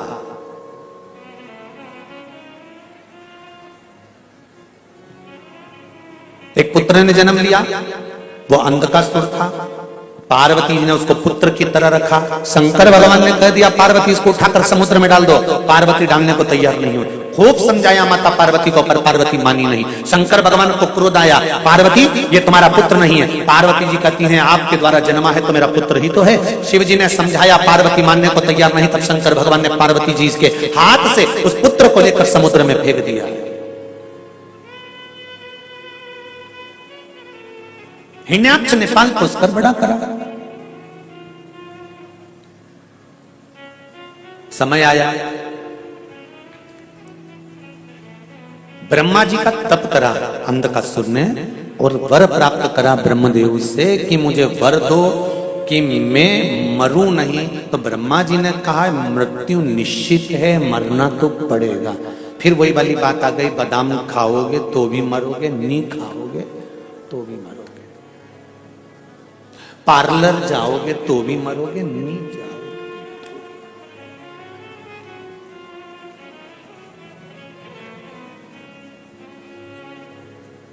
घूमने जाओगे तो भी मरोगे, नहीं जाओगे तो भी मरोगे। ऐसे बहुत सारे लोग मिलते हैं जो कहते हैं हम बद्रीनाथ गए, केदारनाथ जी गए और कुछ हो गया तो मत जाओ। घर में बाथरूम से नहा के बाहर आ रहे थे, चप्पल पहन रहे थे, पांव फिसल गया, चोट लगी, निपट गया। अब केदार जी गया था कि बद्री जी गया था? वहां से लिखी हुई तारीख, तिथि, दिन, पल, घड़ी, समय, नक्षत्र, जब तुम पैदा हुए माता के गर्भ से, इस नाभि की जब नाल माता के गर्भ से कटी, बस नाल कटी थी और बंधी थी, उतने बंधन में तेरी मौत की तारीख, तिथि, पल, घड़ी, क्षण सब लिख दिया गया था कि इतनी तारीख को, इतनी बजे, इतनी घड़ी, इतने पल पर मरेगा। निश्चित हो गया। कोरोना जैसी महामारी आई कई बुजुर्ग की बुजुर्ग तो घर में बैठे रहे और जवान की जवान निकल ली।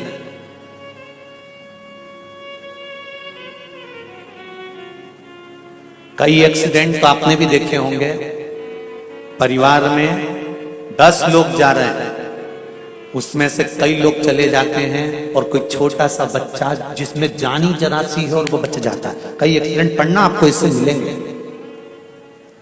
क्यों? जो लिख दिया उसको कोई टाल नहीं सकता।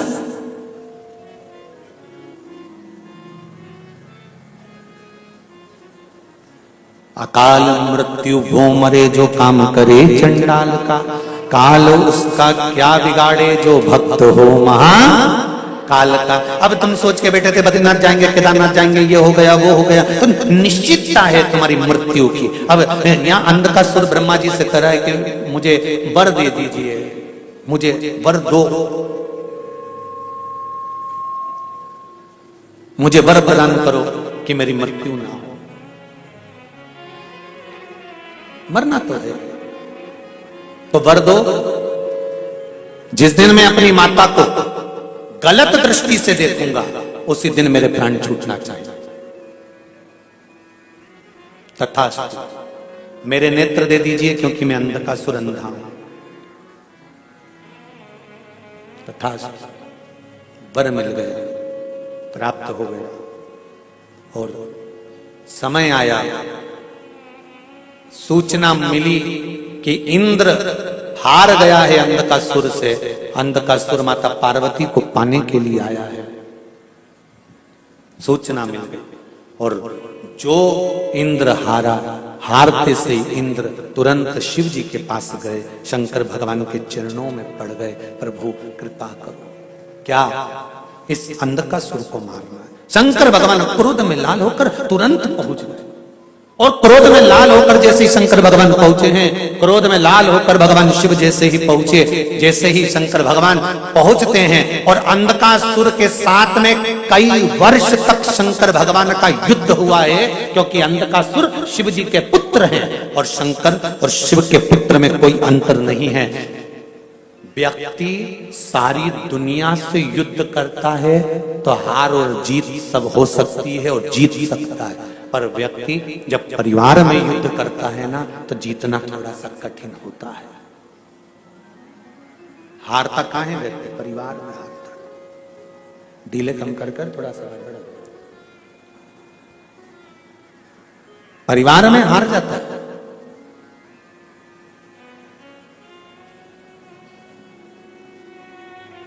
अभी आपको कथा में कहा, मंगल ग्रह को अगर कोई शांत कर सकता है तो उनकी धर्मपत्नी मेघा और ज्वालनी, ये ग्रह को हमने कई बार देखा है। जो ज्यादा बहुत सूरमा बनते हैं ना, बहुत ज्यादा, जब इनका ब्याह हो जाता है ना तो इनका जब सूरमापन है ना,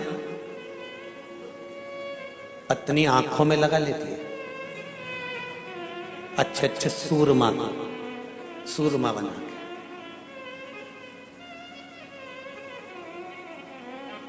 जो ज्यादा तन्न फन्न करते हैं ना, मुझे ये नहीं खाना, पटक दो उधर, मैं ये नहीं खाऊंगा, ये कपड़े नहीं पहनूंगा, ऐसा नहीं करूंगा। इनकी शादी हो जाए जब इनको देखना, अम्बे तू है जगदम्बे काली, जय हो हैदराबाद वाली, हम सब उतारे तेरी। फिर चुप शांत एकदम। फिर तो कई बार माएँ भी कह देती हैं, हमारा छोरा ऐसा था, अब तो इसके मुंडा से आवाज नहीं निकले। तो अब माँ को कौन समझाए कि तेरे भक्त जनों पे माता भीड़ पड़ी है और दानव दल पर टूट पड़ी है, आके शेरा वाली बोले क्या।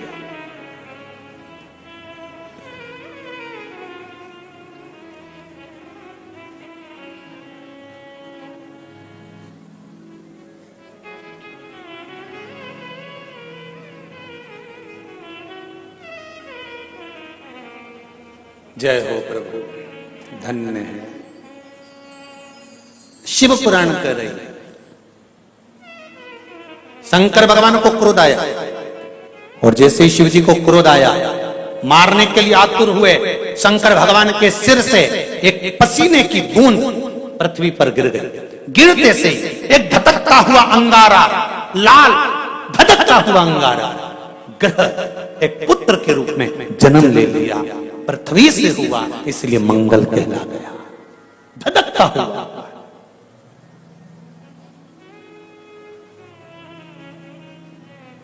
पर अंधकासुर अभी नहीं मरा। अंधकासुर की मृत्यु अभी नहीं हुई है। हर हर महा, अंधकासुर की मृत्यु अभी नहीं हुई। धधकता हुए अंगारे के रूप में मंगल ग्रह प्रकट हो गए, जन्म ले लिए। पार्वती जी ने पूछा ये कौन है? शिव जी कहते हैं ये मेरे पुत्र के तुल्य है, क्योंकि मेरे शरीर के पसीने से उत्पन्न हुआ है, मेरे मस्तक के पसीने से पृथ्वी पर गिरने के कारण ये उत्पन्न हुआ है। इसका नाम मंगल होगा। ये ग्रह मंडल में रहेगा, देवताओं के रूप में पूजा जाएगा, पर मेरे क्रोध के कारण उत्पन्न हुआ है, इसलिए इसका ग्रह थोड़ा सा क्रूर होगा।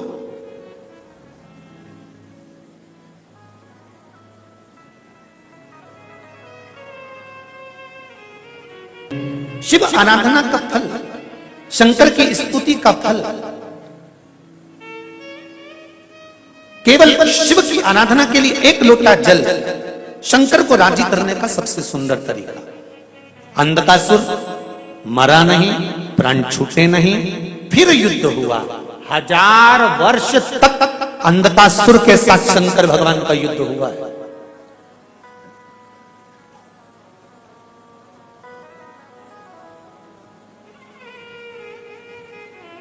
तब उसी समय पर मंगल ग्रह को क्रोध आ गया कि मेरे पिता शिव युद्ध कर रहे हैं और मैं बैठा हूं। शंकर भगवान ने देखा कि अंधकासुर भी एक ऐसा असुर है कि इसके भी अगर शीश कटता है तो रक्त गिरता है, तो रक्त से अंधकासुर का बेटा उत्पन्न हो जाता है। एक पुत्र अंधकासुर का उत्पन्न हो गया जिसका नाम था कनक दानव। क्या नाम था? कनक दानव। कनक दानव को जैसे देखा तो भगवान शंकर ने मंगल को इशारा करा, जाओ इस कनक दानव का संहार करो। कनक दानव का संहार करने के लिए मंगल दौड़ कर गए। धधकते हुए अंगारे की तरह टूट पड़े, कनक मर गया। अंधकासुर को और क्रोध आ गया। जैसे ही अंधकासुर को क्रोध आया, शंकर भगवान ने देखा कि अब अंधकासुर को 1000 वर्ष हो गए युद्ध करते करते, ये ऐसे मरने वाला नहीं है। पार्वती जी ने कहा भोलेनाथ अगर आप कृपा करें तो इस अंधकासुर को अब मैं मार सकती हूँ। शंकर जी ने कहा मेरे होते हुए पार्वती तुम मारोगी, ये श्रेष्ठता नहीं होगा, तुम बैठो मैं तब कर कर आता हूँ। शंकर भगवान साधना में लीन हो गए। पार्वती की आंख से आंसू बहने लगा कि मैं अकेली और प्रभु कहकर गए कि तुझे मारना नहीं है। भगवान कहकर गए हैं कि तू नहीं मारेगी, अब इस अंधकासुर को मैं कैसे मार सकती हूं? तो क्या करूं? अपनी रक्षा करने के लिए भगवान शंकर के कहने से माता पार्वती ने उसी समय पर सप्तदेव को आमंत्रित करा। अब सप्तदेव को आमंत्रित करा तो 7 देवता, 33 कोटि देवी देवताओं में से 7 देवता पार्वती जी के लिए मृत्यु लोक पर कैलाश पर आने लगे। जैसे आने लगे तो उनकी धर्मपत्नियों ने, सप्तदेवियों ने कहा आप जा रहे हो और आप जाकर पार्वती के साथ रहोगे, ये अच्छा लगेगा? तो सप्त देवताओं ने विचार कर अब करे क्या? तो पार्वती जी बुला रही हैं, हमें जाना पड़ेगा। तब सप्त देवताओं ने सप्त देवी का रूप धारण करा, सप्त मातृका बनकर तुरंत पार्वती जी के पास पहुंच गए। अंधकासुर को मारते समय सप्त मातृका प्रकट हुई है। आज भी आपके घर में वास्तु पूजन होता है, नवरात्रि की पूजन होती है, यज्ञ होता है, अनुष्ठान होता है, तो सप्तघृत मातृका मनाई जाती है। करें दर्शन, करें कभी कि नहीं करें? 7 बिंदी नीचे लगती हैं, फिर उसके ऊपर 6 बिंदी सिंदूर की। करें दर्शन, किस किस ने करें? ध्यान होगा आप लोगों को। पहले 7 बिंदी सिंदूर की, फिर 6, फिर 5, फिर 4, फिर 3, फिर 2, फिर 1 और 1 के ऊपर चिपकाया जाता है फिर सिक्का। करें दर्शन आप लोगों ने? सप्तघृत मातृका बोलते हैं। सप्त मातृका कोई आपसे पूछे कि सप्तघट मातृका का जन्म कहां हुआ था, सप्तघट मातृका कहां प्रकट हुई थी, सप्त मातृका कहां प्रकट हुई थी, तो आप कह सकते हो अंधकासुर का संहार करते समय जब शंकर भगवान अंधकासुर को मारने के लिए आतुर हुए, तब माता पार्वती जी ने सप्त देवताओं को आमंत्रित करा। और सप्त देव स्वयं पुरुष के रूप में नहीं आए थे, सप्त देव स्त्री बनकर, देवी बनकर आए थे, इसलिए उनको सप्त मातृका कहा गया। देवता पुरुष के रूप में नहीं, स्त्री के रूप में आए थे। पहले नंबर पर ब्रह्माणी का रूप रखकर ब्रह्मा जी आए थे। दूसरे नंबर पर कुमारी का रूप रखकर कुमार कार्तिक आए थे। तीसरे नंबर पर वैष्णवी का रूप रखकर भगवान विष्णु आए थे। चौथे नंबर पर माहेश्वरी, भगवान महेश का रूप रखकर भगवान महेश्वरी बनकर आए थे। पांचवें नंबर पर बारही का रूप रखकर आए थे।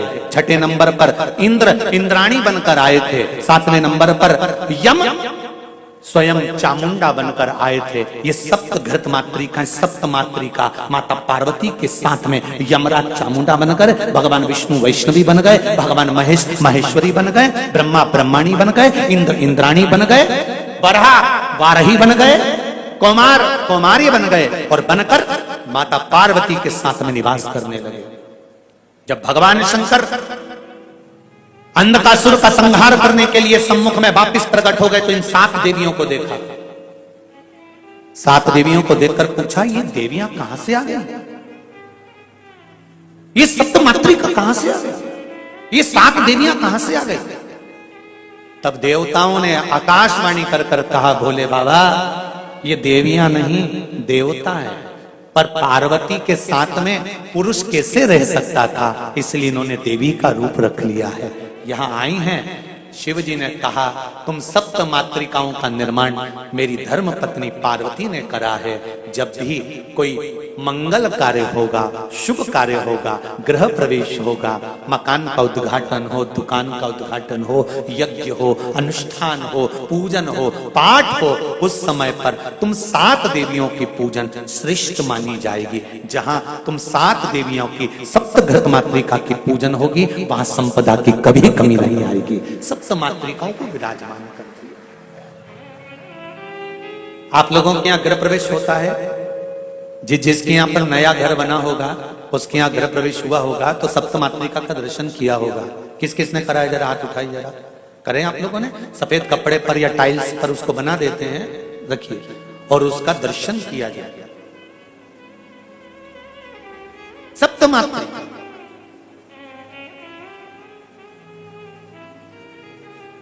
कहते हैं ब्राह्मण सिंदूर में गाय का घी घोलकर, भैंस माता का नहीं और डब्बे का नहीं, गाय का, जम के बोलो जरा, गौ माता, गौ माता के दूध से मक्खन से निर्मित घी को घोलकर ब्राह्मण देव जब सप्त मातृका का निर्माण करते हैं तब ब्राह्मण का हृदय प्रसन्न होना चाहिए। जिस दिल के साथ में, हृदय के साथ में, मन से, चित्त से, वृत्ति से हृदय को प्रसन्न रखकर ब्राह्मण जब सप्त मातृका बनाता है, उस समय अगर उसका हृदय बड़ा प्रसन्न होता है तो उस घर में कभी संपदा की कमी नहीं आती है। सप्त मातृका का निर्माण भी उत्तम फल देते हैं। किसी किसी के यहां तो दिवाली पर भी बना लेते हैं, दीपावली पर भी लोग दिवाली पे पूजन करते हैं, तो किसी किसी के यहाँ व्यापार में, दुकान पर, व्यवसाय में, तो वहां पर भी ब्राह्मण देवता सप्त मातृका बना लेते हैं। ब्राह्मण जब उचित आनंद के साथ में आनंदित होकर जब उस सप्त मातृका का निर्माण करता है और निर्माण कर उसका जब पूजन कराता है तो उसका आनंद दूसरा होता है। और सप्त मातृका के ऊपर जब ब्राह्मण घी चढ़वाता है, गाय का घी, कौन सा घी, अरे जम के बोलो जरा, गाय का घी जब चढ़ता है सप्त मातृका पर, जब चम्मच से आदि से जब घी चढ़ाया जाता है, वो घी का रेला जब नीचे तक आता है, जितनी दूर तक वो गाय का घी टपक कर नीचे तक जाता है बहता बहता, उतनी संपदा जिंदगी भर व्यक्ति के घर में बनी रहती है अगर गृह प्रवेश के समय पर वो घी बहाया जाए। पर होना चाहिए गाय का घी, गौ माता का घी, सप्त घृत मातृका।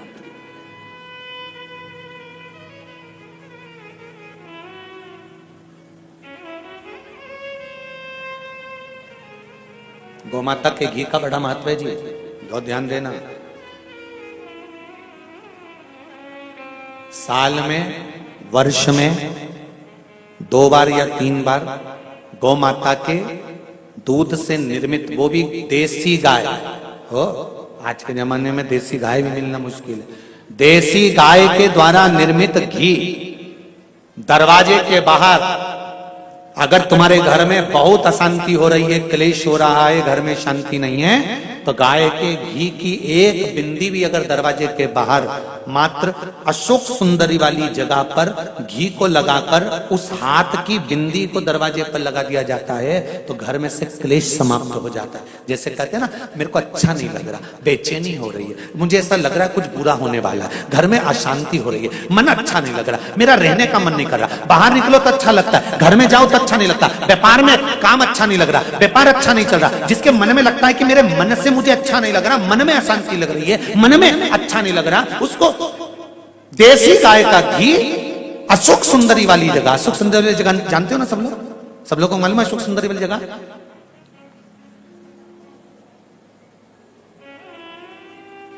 ये जलाधारी, ये चरण, ये शिवलिंग, समझ लेना जरा अच्छे से। शिवलिंग ये गोल जो भाग है, ये माता पार्वती जी का स्थान, ये जो चरण है जहां से पानी बाहर बहता है, राइट भाग में गणेश जी, लेफ्ट में कार्तिकेय जी। इस जल बहने वाली जगह पर एक मोटी सी लाइन होती है शिवलिंग के सामने, जहां से पानी बहता है, वहां बीच में एक मोटी सी लाइन होती है, उसको कहते हैं अशोक सुंदरी का स्थान।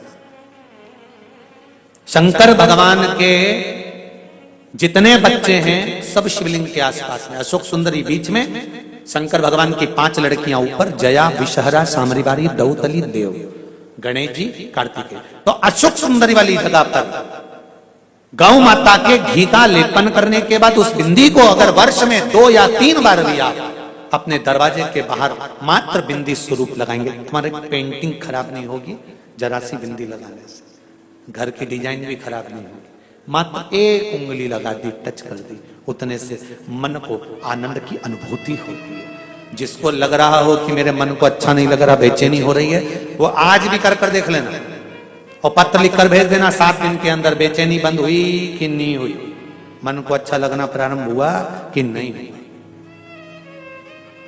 पर गौ माता का देशी गाय का घी,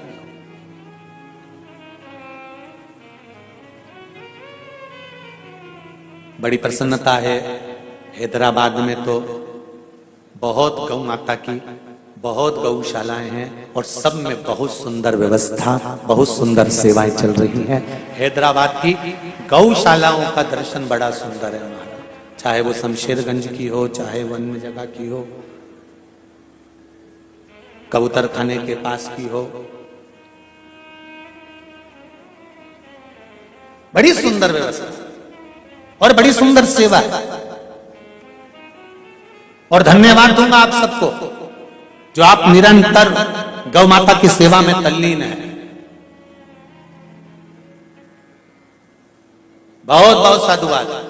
हैदराबाद की कथा में एक बात तो जरूर कहूंगा कि हैदराबाद वालों को दिखावे की जरूरत नहीं पड़ती, जो करते हैं वो दिल से करते हैं, यहाँ दिखावा नहीं करते। हैदराबाद वालों का ये, पहले भी जब कई साल पहले जब हम आए थे शमशेरगंज गौशाला में, गौ माता का जब मंगल विवाह कराया था, उस समय पर यहाँ पहुंचना हुआ था, बड़े दिल से कथा का आनंद, दिखावे का क्रम नहीं, जो करना है हृदय चित्त से आनंद से भगवान की अभिनव भक्ति को धारण करते हुए भाव के साथ करना।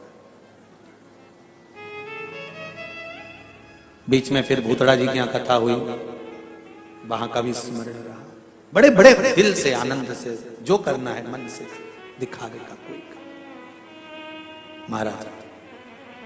सप्त मातृका प्रकट हो गई। शिवजी ने कह दिया मैं तुम्हें वर प्रदान करता हूं, देव तुल्य हो तुम, देवताओं का स्वरूप धारण कर कर देवी के रूप में आई हो तुम सब पूजनीय होगे। और तब अंधकासुर के संहार करने के लिए शंकर भगवान फिर अग्रण्य आ गए। अब क्या देखते हैं कि शिव जब आगे आए और जैसे ही अंधकासुर को फिर मारा तो अंधकासुर का रक्त बहने लगा, पृथ्वी पर जाने लगा। जैसे ही जाने लगा शंकर भगवान ने अब पार्वती को आमंत्रित करा, पार्वती तू योगेश्वरी बनकर आ जा। अंधकासुर को मारते समय कितने सारे देवी देवता प्रकट हुए हैं वो देख लीजिए। मंगल ग्रह अंधकासुर को मारते समय प्रकट हुआ, सप्तमात्रिका अंधकासुर को मारते समय प्रकट हुई, और मां पार्वती का एक स्वरूप योगेश्वरी अवतार माता पार्वती का अंधकासुर को मारते समय प्रकट हुआ। भगवान शंकर ने जैसे त्रिशूल उठाया, उठाकर अंधकासुर के जैसे उदर में दिया, तब रक्त बहने लगा। तब मां योगेश्वरी प्रकट हो गई, कटोरा हाथ में रखा, रक्त झेलने लगी कि कहीं फिर अंधकासुर प्रकट ना हो जाए। और उसी समय पर अंधकासुर को शंकर भगवान ने त्रिशूल पर तान दिया, और त्रिशूल पर उसको सीधा की सीधा तान कर फिर की जैसे शिव जी घुमाने लगे। घुमाते घुमाते घुमाते घुमाते 10,000 वर्ष बीत गए। शंकर भगवान ने फिरकी जैसा उस अंधकासुर को घुमाते रहे।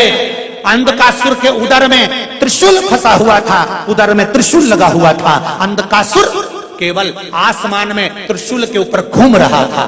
घूमते घूमते पानी भी गिरा, वायु भी चली, अंगार भी पड़ा, गर्मी भी पड़ी, ठंड भी पड़ी।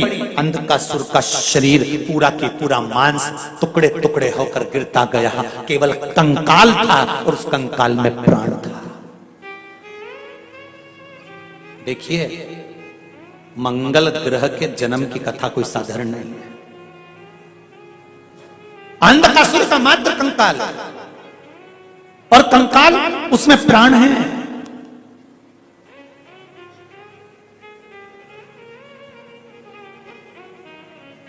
नव ग्रह शिव महापुराण की कथा है। जितने लोग आस्था पर सुन रहे हैं, फेसबुक यूट्यूब पर सुन रहे हैं, बड़े सावधानी से सुनना।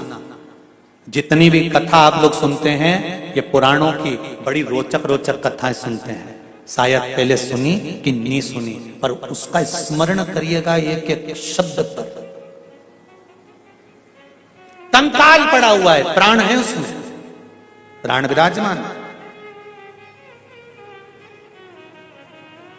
और जब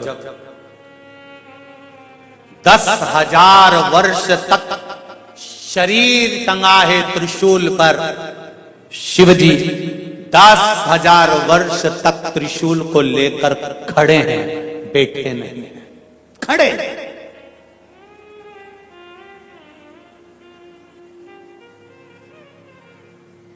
बहुत सुंदर संवाद है, बहुत ध्यान देंगे। कई लोग कहते हैं शिव जी के मंदिर में जितनी भी मूर्ति मिलती है शिवलिंग के रूप में क्यों मिलती है? फिर कहूंगा, पूरी पृथ्वी को जहां से खोदना चाहो वहां से खोदो, शंकर और कंकर सब दूर मिलेगा। मेरा शिव हर जगह पर प्राप्त होगा।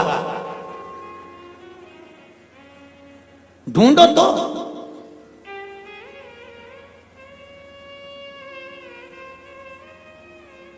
ढूंढो तो मिलेगा। काशी में ज्ञानवापी में भी तो मिला। ढूंढो तो। वो कहते हैं फुआरा है, हम कहते हैं चालू कर कर दिखा दो। चालू हो गया तो तुम्हारा, और नहीं तो हम दूध चढ़ाकर बता देते हैं कि ये हमारा। इसमें क्या दिक्कत है? ढूंढो तो। हर चंदन है इस देश की माटी, तपोभूमि हर ग्राम है, हर बाला देवी की प्रतिमा, बच्चा बच्चा राम है। जिसके सैनिक समर भूमि पर गाया करते गीता है, उसी माटी के हल के नीचे खेली करती सीता है। या तो सर्वस्व शिव है। ऐसी कोई धारा जहां शंकर ना हो, वो ढूंढो तो। कंकर शंकर है साहब।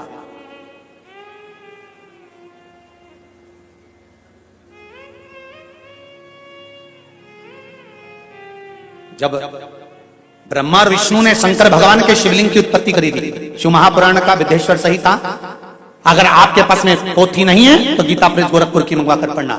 शिवलिंग की उत्पत्ति करी थी जब ब्रह्मा और विष्णु ने। पहला शिवलिंग जब प्रकट हुआ था, पहला शिवलिंग प्रकट होते सही इतने विशालतम शिवलिंग को जब देखा था, तो ब्रह्मा और विष्णु ने विचार करा था इस शिवलिंग को कहां रखेंगे। शिवलिंग को जब रखने का प्रसंग आया तो शंकर भगवान के शिवलिंग के टुकड़े टुकड़े करे गए, खंड करे गए। और स्कंद पुराण में, शिव पुराण में उन खंडों का वर्णन आता है। काशी खंड, रेवा खंड, ये शिवलिंग के ही शिव स्वरूप का वर्णन है। किसी ने पूछा ये खंड टुकड़े क्यों, तो कह दिया पूरे मंडल जितना भूमि है, जितनी पृथ्वी है, सारी पृथ्वी पर शंकर का ही निवास होगा। केवल शिव ही निवासी है इस भूमंडल में। कंकाल त्रिशूल पर है। एक आंसू उस कंकाल से नीचे गिरा, एक आंसू शिव की जटा पर गिरा। जटा पर गंगा थी, गंगा ने उस आंसू को बाहर फेंका, शिव के अधर पर आया, अधर पर आंसू आया। तो गंगा का आंसू, गंगा का जल तो मीठा होता है, ये तो नमक युक्त है। शिवजी ने पूछा कौन रोया है? गंगा। गंगा कहती है ऊपर अंधकासुर रोया है। अंधका? शिवजी ने ध्यान लगाकर पूछा अंधक क्यों रोता है? अंधकासुर कहता है आप मुझे क्षमा नहीं करेंगे पिताजी, मैं पुत्र हूं आपका, गलती हो गई थी, 10,000 वर्ष भुगता हूं, क्षमा कर दो, अपनी सेवा में लगा लो। तेरे पास अब मांस नहीं बचा शरीर में। अंधकासुर कहता है मांस नहीं चाहिए, मेरे शंकर की सेवा चाहिए। शिवजी कहते हैं आजा नीचे, मैं तुझे भंगी बना देता हूं। शंकर ने अपना गण भंगी बना दिया, अपने दरवाजे पर बिठा दिया। वो अंधकासुर आज भी भंगी बनकर, शंकर का गण बनकर शंकर के साथ रहते हैं। उस भृंगी का दर्शन करना, कभी भागवत, कभी आप दर्शन करें फोटो में तो भृंगी चित्र का दर्शन करना कि भृंगी के शरीर पर मांस नहीं है, हड्डी का कंकाल है।